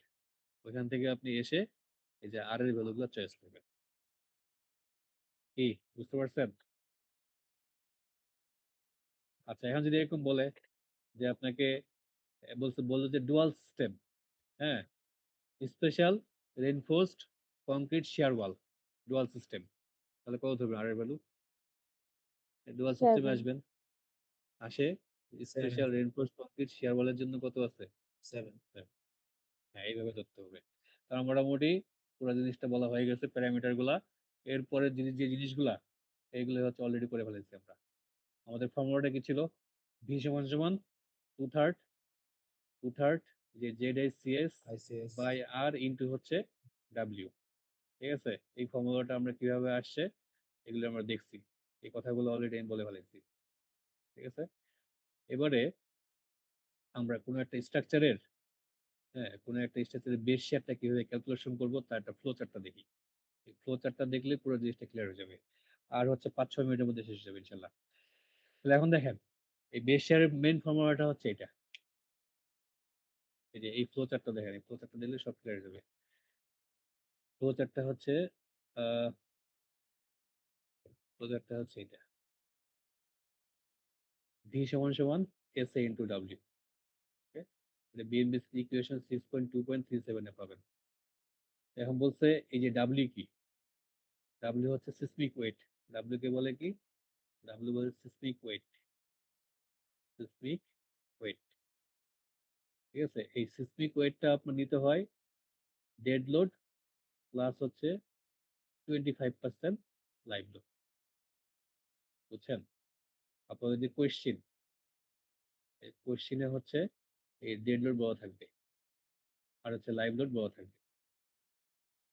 পুরা স্ট্রাকচারের ডেড লোড, পুরা স্ট্রাকচারের লাইভ লোড বলা থাকবে। আপনি যখন ওয়েট বাই করতে যাবেন সিসমিক ওয়েট, তখন ডেড লোড নেবেন আর লাইভ লোডের সাথে 25% গুণ করে দিবেন। এটা হলো সিসমিক ওয়েট। মনে থাকবে? এই ফর্মুলাতে ভি বের করতে যাবেন, তারপর তো এস এ লাগবে, আর কি লাগবে? আর হচ্ছে ডাব্লিউ লাগবে। এস এ পরে আসছি, ডাব্লিউ সমান সমান কি? ফর্মুলাটা হচ্ছে dead load plus 25% live load. এটা হচ্ছে মুখস্থ রাখবেন সিসমিক ওয়েটের ক্ষেত্রে। কোশ্চেনে হচ্ছে ডেড লোড আর লাইভ লোড হচ্ছে দেওয়া থাকবে। এই ডাটাগুলো আমরা দেওয়া থাকবে আমাদের, ডেড লোড কত, লাইভ লোড কত। ওকে, তাহলে এখন যদি বলা থাকে যে হচ্ছে আপনার 200 পিএসএফ লোড হচ্ছে, 200 পিএসএফ ডেড লোড আর হচ্ছে 50 পিএসএফ লাইভ লোড। বুঝছেন? আর বিল্ডিং এর বিল্ডিং এর বিল্ডিং এর মনে বললো যে 6 তলা একটা বিল্ডিং, 6 স্টোরি, এরকম একটা ইনফরমেশন দিয়ে দিল। 6 তলা একটা বিল্ডিং, যে বিল্ডিং এ 200 পিএসএফ হচ্ছে ডেড লোড আর 50 পিএসএফ হচ্ছে লাইভ লোড। তাহলে এই বিল্ডিং এ টোটাল ডেড লোড কত বলতে পারবেন? 200 পিএসএফ মানে কি? আর বিল্ডিং এর এরিয়াটা বলে দিল, বললো যে বিল্ডিং এর এরিয়া হচ্ছে 50 বাই 50, 50 ফিট বাই 50 ফিট। তাহলে এই বিল্ডিং এর টোটাল ডেড লোড কত বলতে পারবেন? এখানে কি বলছে? স্যার 200 200 পিএস, 50 into 50 গুণ করে দিই তাহলে তো টোটাল হবে। হ্যাঁ 200 পিএসএফ মানে কি? প্রতি পার piece স্কয়ার ফিটে। হ্যাঁ, তাহলে কি এটা হচ্ছে মূলত 200 পার স্কয়ার ফিটের লোড। হুম। ইন্টু হচ্ছে 50 ইন্টু 50। তাহলে এটা কিন্তু একটা ফ্লোরের লোড বাড়ি হলো, একটা ফ্লোর। আর আমি আপনাকে কয়টা ফ্লোর বলছি? 6 6টা। তাহলে কি করতে হবে? এর সাথে আরো 6 গুণ করবে, টোটাল বিল্ডিং এর ডেড লোড বের হিসাবে। আর যদি বলা থাকে যে লাইভ লোড হচ্ছে পার স্কয়ার ফিটে 50 পিএসএফ, বিল্ডিং এর এরিয়াটা হচ্ছে 50 ফিট বাই 50 ফিট, বের করতে পারবেন? জি স্যার। কি করবেন? 50, 50 × 50 × 6। হ্যাঁ। আর যখন সিসমিক ওয়েট করবেন তখন কি করবেন? ডেড লোড নেবেন ফুল, আর লাইভ লোড নেবেন 0.25%, 25%। লোড, লাইভ লোড 25% করলে যেটা আসবে সেটা হলো seismic sir weight. Dead load তো তাহলে টোটাল ডেড লোডটা ইউজ করতে হবে আমাদের। হ্যাঁ, ডেড লোড ফুল ডেড লোড, লাইভ লোডের ক্ষেত্রে দিবেন 25% অফ লাইভ লোড। ওকে, এভাবে বের করবেন ডাব্লিউ। এবার আমি এস এ আসি, এবার আমি আসবো এস এ। তো এ বলছে এস যদি বের করতে চান, হ্যাঁ, এস যদি বের করতে চান তাহলে আপনাদের হচ্ছে বের করতে হবে কটা জিনিস। আচ্ছা, এস যদি বের করতে চান, এই যে এস হচ্ছে এই দুইটার মধ্যে যেটা বড় সেটা। এখানে দুইটা ইকুয়েশন আছে, একটা দুইটা, এই দুইটা ইকুয়েশনের মধ্যে যেটা বড় ওইটা হবে এস এ। দুইটা ইকুয়েশনের মধ্যে কি আছে? 2/3 Z I divided by R into হচ্ছে CS, and 2/3 Z I S into হচ্ছে বিটা। এই দুইটার মধ্যে যেটা বড় ওইটা হবে এস এ। এই যে এস এ। এখন এটার ক্ষেত্রে দেখেন, আপনি এস এ বের করতে গেলে আপনার জানা থাকতে হবে জেড এর ভ্যালু, আই এর ভ্যালু, আর এর ভ্যালু, আর হচ্ছে সিএস এর ভ্যালু, আর হচ্ছে বিটার ভ্যালু। হ্যাঁ, এই যে বিটা, এই বিটা হচ্ছে আপনার ইউজ করবেন হচ্ছে 0.15। ঠিক আছে, বিটা ইউজ করবেন 0.15। শেষ, বিটার ভ্যালু জানা হয়ে গেল। আচ্ছা, এখন তাহলে আসলো কি Z I R C. Z কি? জোন কোএফিসিয়েন্ট, তাই না? এটা টেপটাকে দেখছি। জি স্যার। এটা আপনি পাবেন হচ্ছে এই যে টেবিল জোন টেবিল থেকে। ঢাকার জন্য জেড এর ভ্যালু 1, চিটাগাং এর জন্য 1, রাজশাহীর জন্য আরেক রকম। তো টেবিল থেকে জেড এর ভ্যালু বের করে ফেলাবেন। এরপরে কি আছে? আই কি? Importance importance factor. এই টেবিল থেকে বের করে ফেলাবেন। ওইখানে আপনার জানা থাকতে হবে অকুপেন্সি ক্যাটাগরি। অকুপেন্সি ক্যাটাগরি জানা থাকলে আই এর ভ্যালু বের করে ফেলাবেন। এবার আসলে কি আর, আর কোথায় পাবেন? আর হচ্ছে, ফ্যাক্টর থেকে, আর হচ্ছে টেবিল থেকে। টেবিল থেকে আর চলে আসবে। এরপরে আছে সিএস। এই যে সিএস, সিএস বাড়ি করতে গেলে আপনার জানা থাকতে হবে টাইম পিরিয়ড লাগবে, এস লাগবে, টিবি, এস লাগবে, টিবি, টিসি, টিডি লাগবে, আর জানা থাকলে লাগবে টাইম পিরিয়ড, আর জানা থাকলে লাগবে ইটার ভ্যালু। এখন টিবি, টিসি, টিডি এটা আপনি বাড়ি করতে গেলে ওইখানে আবার আপনার সাইড ক্লাস জানা থাকতে হবে। সাইড ক্লাসের বেস করে এগুলি বের করবেন। তারপরে আর টি বাই করতে গেলে বললাম যে সিটি আর এম জানা থাকতে হবে। এটা হয়ে গেল। তার মানে আপনার প্রথমেই দেখেন, প্রথমে কিন্তু আপনার সাইড ক্লাসটা বাই করে নিতে হবে। ওই যে এই বড় এন বার যেটা, হ্যাঁ, এন বার থেকে আপনার সাইড ক্লাস বাই করতে হবে। সাইড ক্লাস, সয়েলের সাইড ক্লাস। যদি কোশ্চিনে সাইড ক্লাস দেওয়া থাকে তাহলে তো বাঁচিয়ে গেলেন, আর যদি না দেওয়া থাকে তাহলে ওই যে এসপিটি ভ্যালু দেওয়া থাকবে, দিয়ে বের করে আসতে হবে। এন ভ্যালু দিয়ে এই এভারেজটা বাই করবেন এন, তারপর এখান থেকে সাইড ক্লাসটা বাই করবেন। আপনি কিন্তু সাইড ক্লাস বাই করা ছাড়া অনেক কিছু বাই করতে পারবেন না। বুঝতে পারছেন? সাইড ক্লাস এখানেও লাগতেছে, সাইড ক্লাস এখানেও লাগতেছে। ওকে, এটা হয়ে গেল, শেষ। এবার আমাদের একটা ম্যাথ আছে, এই ম্যাথটা আমার মনে হয় আপনারা নিজে দেখলেই বুঝতে পারবেন। ম্যাথটা একটু বলি, যেরকম একটা ম্যাথ আছে। হ্যাঁ, এখানে এখানে হচ্ছে আমি আমি একটা ম্যাথ আপনাদেরকে হচ্ছে দিয়ে দিব। হ্যাঁ, একটা ম্যাথ দিয়ে দিব আমি, এটাও দিব, সাথে একটা ম্যাথ করা আছে এরকম করে দিয়ে দিব। দিয়ে দিলে আপনারা ওই ম্যাথটা দেখলে বুঝতে পারবেন, আমাকেও বুঝাই দিতে হবে না। কিন্তু এটা একটু বলে দিই। এখানে একটা বলছিলাম যে একটা ছোট্ট জিনিস বলা বাকি আছে, এটা বলে তারপরে এটা আমি বলে শেষ করি। এখানে দেখেন বলছে সয়েলের প্যারামিটার, মানে এভারেজ এসপিটি আপনার এই কোশ্চেনে বলে দিচ্ছে, এন এর ভ্যালুটা সরাসরি বলে দিচ্ছে। বলে দিলে আপনি বিএনবিসি থেকে সাইড ক্লাসটা বের করে ফেলাবেন। এরপর রেসিডেন্সিয়াল বিল্ডিং, এটা আপনাদের অ্যাসাইনমেন্ট আর কি, আমি এই অ্যাসাইনমেন্টটা দিব আপনাদের করতে। Home town as per drawing অনুযায়ী বিল্ডিংটা নেবেন। আচ্ছা, তো আপনার এখানে ক্যালকুলেশন করে বাইর করতে হবে site class, zone, I, design category, আর এগুলো সবই বাইর করবেন, যেটা আমি আপনাকে বললাম। এবং বের করবেন হচ্ছে আবার বেস শেয়ারটা ভি ভি বের করবেন। তাহলে কি কি বের হবে? এই যে দেখেন সাইট ক্লাস, তারপরে সিসমিক জোন, ইম্পর্টেন্স ফ্যাক্টর সবগুলো বের করে নেবেন বিএনবিসি অনুযায়ী। এখান থেকে টি বের করবেন, ওই বলা আছে টি এর উপর বেস করে আপনি সিএস বের করবেন। আর এখানে ওই যে ডেড লোড আর লাইভ লোডের কথাটা বলে দিচ্ছি, বুঝছেন? ডেড লোড কত পার্সেন্ট, লাইভ লোড হচ্ছে এটা ডাটাগুলো বলে দিব। তাহলে এখান থেকে ডাব্লিউ বের করে ফেলাবেন, ডাব্লিউ বের করে এখান থেকে ভিটা বের করে ফেলবেন। 2/3 যেটা CS R divided by W করলে এখান থেকে ভি বের হয়ে যাবে, শেষ, বেস শেয়ার বের হয়ে গেল। এরপরে এই যে বেস শেয়ারটা, এটা পাইলেন কিন্তু আপনি এখানে, এই বেস শেয়ারটা পাইলেন কিন্তু আবার, এটা লেখা যাবে না, একটু দাঁড়ান। বেস শেয়ারটা কিন্তু পাইলেন আপনার বিল্ডিং এর নিচে গোড়ায়। পরবর্তীতে এই বেস শেয়ারটাকে আপনার হচ্ছে ডিস্ট্রিবিউশন করতে হবে।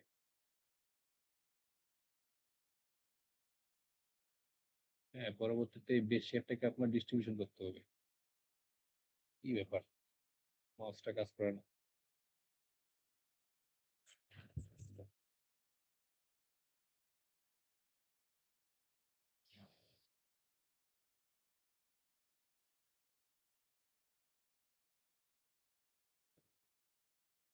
ওকে, পরবর্তীতে এই যে এখানে দেখেন,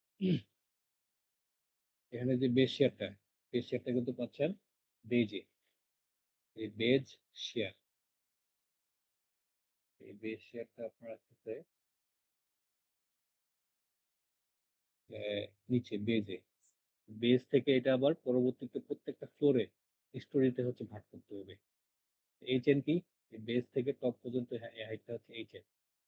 ওকে, প্রত্যেকটা স্টোরিতে কিভাবে লোডটাকে ডিস্ট্রিবিউশন করবেন। আপনারা যা উইন যখন করছিলেন, উইন্ডের ক্ষেত্রে আবার লোড ডিস্ট্রিবিউশন করছিলেন না প্রত্যেকটা ফ্লোরে, এখানেও তাই। এই ডিস্ট্রিবিউশনের এখানে ফর্মুলা আছে, এই ফর্মুলাটা হচ্ছে এটা, এই যে এফ এক্স ফর্মুলাটা আমি লিখি। এখানে ডিস্ট্রিবিউশন ফর্মুলাটা হচ্ছে এফ এক্স ইকুয়াল টু আপনার ডাব্লিউ এক্স এইচ এক্স তার power K summation of W I H I তার পাওয়ার কে কিন্তু হচ্ছে ভি। বুঝছেন? এই কনসেপ্টটা হচ্ছে এরকম যে এইখানে যে আপনি ভিটা পাচ্ছেন, যে বেজের যে ভিটা, এই ভিটাকে আপনার প্রত্যেকটা স্টোরিতে ডিস্ট্রিবিউশন করে দিতে হবে। প্রথম স্টোরি, দ্বিতীয় স্টোরি, তৃতীয় স্টোরি, প্রত্যেকটাতে ডিস্ট্রিবিউশন করে দেবেন। ভিটাকে ডিস্ট্রিবিউশন করে দেবেন প্রত্যেকটা ফ্লোরে। তাহলে এই প্রত্যেকটা ফ্লোরের এফ যদি আপনি যোগ করেন, তাহলে কি বের হবে? ভি পাবেন। ভি সমান সমান সামেশন অফ অ্যাকচুয়ালি এফ। তো এটা সবচেয়ে ভালো উপায় হচ্ছে আপনি একটা টেবিল বানাবেন। টেবিল টেবিল বানায় অ্যাকচুয়ালি এই ইকুয়েশনটা, এই যে ইকুয়েশনটা, হ্যাঁ, এই ইকুয়েশনটা আমরা টেবিল দিয়ে একটা টেবিল বানাবো, বানায় প্রত্যেকটা ফ্লোরের উপরে ডিস্ট্রিবিউশন করে দেবো। ওকে, তাহলে কিভাবে করা যায়? এখানে খেয়াল করে দেখেন, এখানে কয়টা প্যারামিটার আছে। একটা প্যারামিটার হচ্ছে কি ভি, ভি তো আপনার জানা থাকবে, যে একটু আগে ভি বের করে ফেলছে। এখানে ভি হচ্ছে 402, আপনার ভি জানা থাকবে, তাহলে ভি নিয়ে টেনশন নেই। এরপরে আসলে কি ডাব্লিউ, ডাব্লিউ কি বলেন? ডাব্লিউ কি ছিল? Weight, seismic weight. Seismic weight. তো এখানে যে ডাব্লিউ, এটা কিন্তু প্রত্যেকটা স্টোরির ডাব্লিউ, বুঝতে পারছেন? প্রত্যেকটা টলার ডাব্লিউ, যে এটা হলো ডাব্লিউ 1, এটা ডাব্লিউ 2, এটা ডাব্লিউ 3, ডাব্লিউ 4, এরকম। বুঝতে পারছেন? প্রত্যেকটা টলার হচ্ছে ডাব্লিউ। এখন প্রত্যেকটা তলার ডাব্লিউ যদি সেম থাকে, প্রত্যেক তলার ডাব্লিউ যদি সেম থাকে, তাহলে আমি এই ডাব্লিউ এক্স সমান সমান ডাব্লিউ লিখতে পারবো। আবার এখানে এটা একটা সামেশন, তাই না? প্রত্যেকটা তলার ডাব্লিউ যদি সেম থাকে, তাহলে কিন্তু আমি ডাব্লিউ আই সমান সমান ডাব্লিউ লিখতে পারবো। পারবো কিনা? প্রত্যেকটা তলার ওয়েট যদি সমান থাকে, তাহলে এই ইকুয়েশনটাকে আপনি একটু শর্টকাটে আনতে পারবেন। শর্টকাটে ডাব্লিউ ডাব্লিউ কাটা থাকবে হচ্ছে এইচ এক্স তারপর K divided by summation of H I তারপর কে কিন্তু হচ্ছে পি। বুঝতে পারলেন? যদি প্রত্যেক তলার ডাব্লিউ সেম থাকে তাহলে উপর নিচের এই দুটো ডাব্লিউ হচ্ছে কাটা গিয়ে শুধুমাত্র এইটুক প্যারামিটার আনতে হবে। তো এই তো হ্যাঁ, কিন্তু যদি সমান না থাকে এক তলার ডাব্লিউ একরকম আরেকটা ডাব্লিউ একরকম তাহলে কিন্তু এই উপরের নিচে ডাব্লিউ কিন্তু আপনি কাটতে পারবেন না, তখন এই পুরো ইকুয়েশনের ধরেই করতে হবে। যাক, তো এটা হলো ডাব্লিউ এক্স এর কথা বললাম, ডাব্লিউ এক্স আচ্ছা। তো এখন ডাব্লিউ এক্স টা বোঝা গেল। এবার আসি হচ্ছে এইচ এক্স। এই এইচ এক্স হচ্ছে উইন্ডের মতোই, আপনার বেস থেকে স্টোরির হাইটটা। প্রথম স্টোরির হাইটটা কি হবে? এটা হচ্ছে এইচ ওয়ান। দ্বিতীয় স্টোরির হাইটটা কি হবে? বেস থেকে দ্বিতীয় স্টোরির হাইট। তৃতীয় স্টোরি কি হবে? বেস থেকে হাইট এভাবে। লাস্টের স্টোরির হাইটটা কি হবে? লাস্টের স্টোরির হাইটটা কিন্তু বেস থেকে হবে, বেস থেকে এই হাইটটা হচ্ছে এইচ টেন। আচ্ছা, তাহলে এখন বাকি থাকলো কি? বাকি থাকলো হচ্ছে কে। কে কে হচ্ছে কি? কে হচ্ছে একটা প্যারামিটার। এই যে কে বলছে আপনার বিল্ডিং এর টাইম পিরিয়ড যদি 0.5 সেকেন্ডের কম হয় তাহলে কে এর ভ্যালু নেবেন 1, ডিরেক্টলি 1 শেষ। আর যদি আপনার বিল্ডিং এর টাইম পিরিয়ড 2.5 সেকেন্ডের উপরে হয় তাহলে কে এর ভ্যালু ইউজ করবেন 2। বোঝা গেল? এই যে এই ফর্মুলাতে কে এর ভ্যালুটা ডিপেন্ড করবে টি এর উপরে। যদি টি যদি less than or equal to 0.5 second হয় তাহলে আপনার কে ধরবেন ডিরেক্টলি 1। আর টি এর ভ্যালু যদি greater than or equal to 2.5 হয় তাহলে কে ধরবেন হচ্ছে ডিরেক্টলি 2। কিন্তু এখন আপনার টি এর ভ্যালু যদি 1 সেকেন্ড হয় তাহলে কি করবেন? ওইটাই চিন্তা করতেছিলাম স্যার। টি এর ভ্যালু যদি 1 সেকেন্ড হয় তখন কি করবেন? তখন এটা আপনার ইন্টারপোলেশন করা লাগবে। ইন্টারপোলেশন মনে আছে? জি স্যার, 5 সেকেন্ডের জন্য x minus x1 divided by x1 minus x2, y minus y1 divided by y1 minus y2। আমরা এই যে এই প্রবলেমটা সলভ করি। টি যদি হচ্ছে 1 সেকেন্ড হয় তাহলে কে কত হবে? তো আপনি এখানে কি দেখছেন যে টি এর ভ্যালু যখন হচ্ছে আপনার 0.5 সেকেন্ড তখন হচ্ছে কে এর ভ্যালু 1। তারপরে টি এর ভ্যালু যখন 2.5 সেকেন্ড তখন আপনার কে এর ভ্যালু হচ্ছে 2। তাহলে টি এর ভ্যালু যখন 1 সেকেন্ড তখন হচ্ছে কে এর ভ্যালু ওয়াট, রাইট? তাহলে এখানে এই যে প্রথম যেটা এটাকে ধরেন x1, এটা ধরেন x2, তো y এটা ধরেন y1, তারপরে এটাকে ধরেন x2 আর এটাকে ধরেন হচ্ছে y2। আর এখানে এটাকে বলেন x ধরলে এটা yটা বেরিয়ে যাবে। কি বুঝতে পারছেন? এখানে x মাইনাস x1 বসাবেন হচ্ছে 2.5, x1 বসাবেন 0.5, x2 বসাবেন 2.5, y মাইনাস y1, y1 এর ভ্যালু বসাবেন 1, y1 কত 1, y2 বসাবেন হচ্ছে 2। বসালে আবার পরবর্তী x এর ভ্যালু বসাবেন, আবার x এর ভ্যালু বসাবেন হচ্ছে 1 করলে তখন চলে আসবে। কি বুঝতে পারছেন?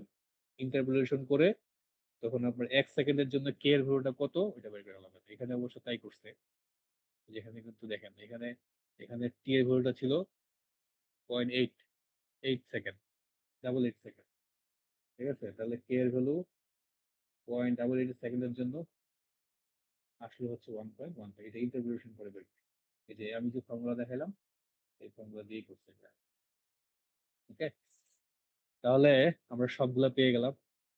এখন আমরা একটা টেবিল করব। ঠিক আছে? এই টেবিলে এই যে আমরা একটা ফর্মুলা পাইলাম, একটা ফর্মুলা পাইলাম। এই ফর্মুলাতে সামেশন অফ এইচ আই বলতে কি বোঝাচ্ছে বলতে পারবেন? Summation H I, summation of H I মানে কিন্তু বোঝাচ্ছে এই যে h1 প্লাস হচ্ছে h2 plus h3 plus h4 dot dot dot plus h10। বুঝতে পারছেন? প্রত্যেকটা হাইটের সাম করলে যেটা আসবে সেটাই হচ্ছে সামেশন অফ এইচ। আচ্ছা, ওটা আমি আসতেছি। তো এখন দেখি এখানে আপনি টেবিল করবেন একটা। এই টেবিলে দেখেন গ্রাউন্ড ফ্লোর, ফার্স্ট ফ্লোর এভাবে প্রত্যেকটা লিখবেন। এরপরে প্রত্যেকটা ফ্লোরের হাইট, যে গ্রাউন্ড ফ্লোরের হাইটটা হচ্ছে বলা আছে 6, ফার্স্ট ফ্লোর হচ্ছে বেস থেকে 16, সেকেন্ড ফ্লোর বেস থেকে 26, থার্ড ফ্লোর বেস থেকে 36, এইভাবে। রুফ হচ্ছে বেস থেকে 86, এটা হলো HX। তাহলে এরপরে হচ্ছে HI কি, হ্যাঁ, এখানে আরেকটা টেবিল করবেন, এখানে আরেকটা আপনার আরেকটা ঘর করবেন। এই ঘরে আপনি লিখবেন HX তারপর কে, বুঝছেন? HX তারপর কে করবেন, কে এর ভ্যালু তো আপনার জানা আছে, তাহলে HX তারপর কে এর ভ্যালু গুলো এখানে বসবে, ঠিক আছে? তারপরে এই যে সামেশন অফ HX পাওয়ার কে করলেই আপনার চলে আসবে HI এর ভ্যালুটা। দ্যাট মিনস এই সবগুলা যোগ করে যা পাবেন, এই সবগুলো, এই যে এই টেবিলটা এখানে করা নাই, কিন্তু আমি আপনাকে একটা ডকুমেন্ট দিব, ওই ডকুমেন্টের মধ্যে করা থাকবে। এই সবগুলা যোগ করে যা পাবেন, হ্যাঁ, সাম করে দিলে যা আসবে সেটা হচ্ছে এইচএস, এটার ভ্যালুটা। তাহলে আপনি পুরো একটা ফ্যাক্টর পাই যাবেন। এই ফ্যাক্টরের সাথে এই যে প্রত্যেকটা ফ্লোরের জন্য হচ্ছে ফোর্স গুলো পাই যাবেন। বুঝা গেল? এই হলো ম্যাথ, ঠিক আছে? আমাদের মোটামুটি ক্লোজ হয়ে গেছে। আমি আমি আপনাদেরকে এরপরে এই এরকম একটা অ্যাসাইনমেন্ট দিব, উইন্ডের জন্য একটা, আর্থকুয়েকের জন্য একটা, আরো কিছু ম্যাথ দিব। আর হচ্ছে আপনাদেরকে ইয়া করে দেবো, ওই যে একটা ম্যাথ করা আছে এরকম একটা আপনাদেরকে দিব, দিলে আমার মনে হয় এগুলো সব বুঝতে পারবেন। ঠিক আছে, আমরা ক্লাসটা হচ্ছে ক্লোজ করব। আপনারা কতক্ষণ আছেন? ইয়া আল্লাহ, আমরা কতক্ষণ ক্লাস করলাম? স্যার 2 ঘন্টা, প্রায় 3 ঘন্টা স্যার। না 2 ঘন্টা 26 মিনিট, এই যে এখানে আছে। জি স্যার 150 মিনিট। হ্যাঁ, ঠিক আছে, আমাদের ক্লাস ক্লোজ হয়ে গেল। এখন বলেন, কারো কোনো কোশ্চেন থাকলে 5 মিনিটের মধ্যে শেষ করবো। কোশ্চেন আছে কারো কোনো? না স্যার। ঠিক আছে, তাহলে আমি অ্যাটেন্ডেন্স নিয়ে নিচ্ছি। আপনাদের আজকে থেকে ক্লাস শেষ। স্যার ফার্স্টে সি সেকশন থেকে নিন স্যার অ্যাটেন্ডেন্স। সি সেকশন থেকে, ওকে, ঠিক আছে, সি সেকশন প্রথমে নিচ্ছি। সি সেকশনের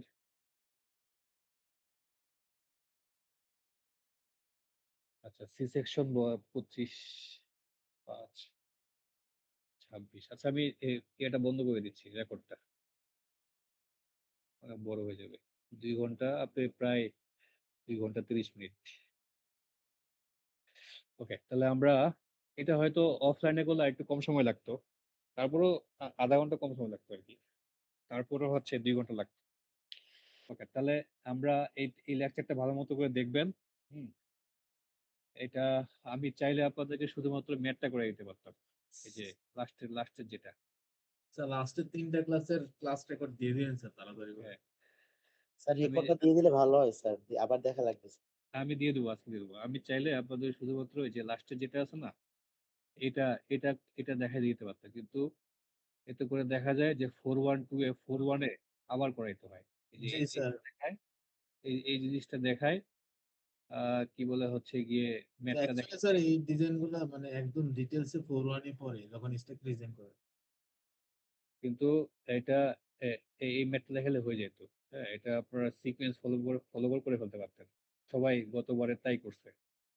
কিন্তু প্রবলেম হচ্ছে যে এটা এটা দেখালে 4-1 যায়, 4-2 অ্যাকচুয়ালি 4-2 লাগে, 4-1 লাগে। হ্যাঁ, তখন হচ্ছে আবার করতে হয়। তো স্যার 3-1 অপশনাল কোর্স হিসেবে আর্টওয়ার্ক যখন নেয় সেটা 4-1 লাগবে আপনাদের, 4-1 স্টিল বিল্ডিং এখন লাগবে। 3-2 লাগে কিনা আমি জানি না, 3-2 আমার লাগে না। আচ্ছা, 22205099।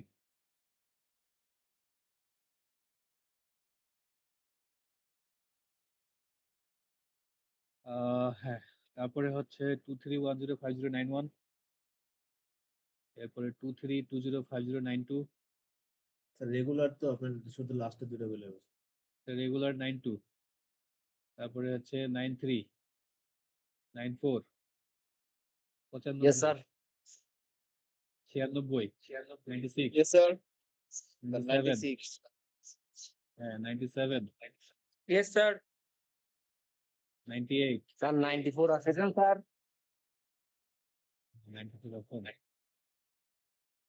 Okay, 98, Present, sir. 99, Present, sir.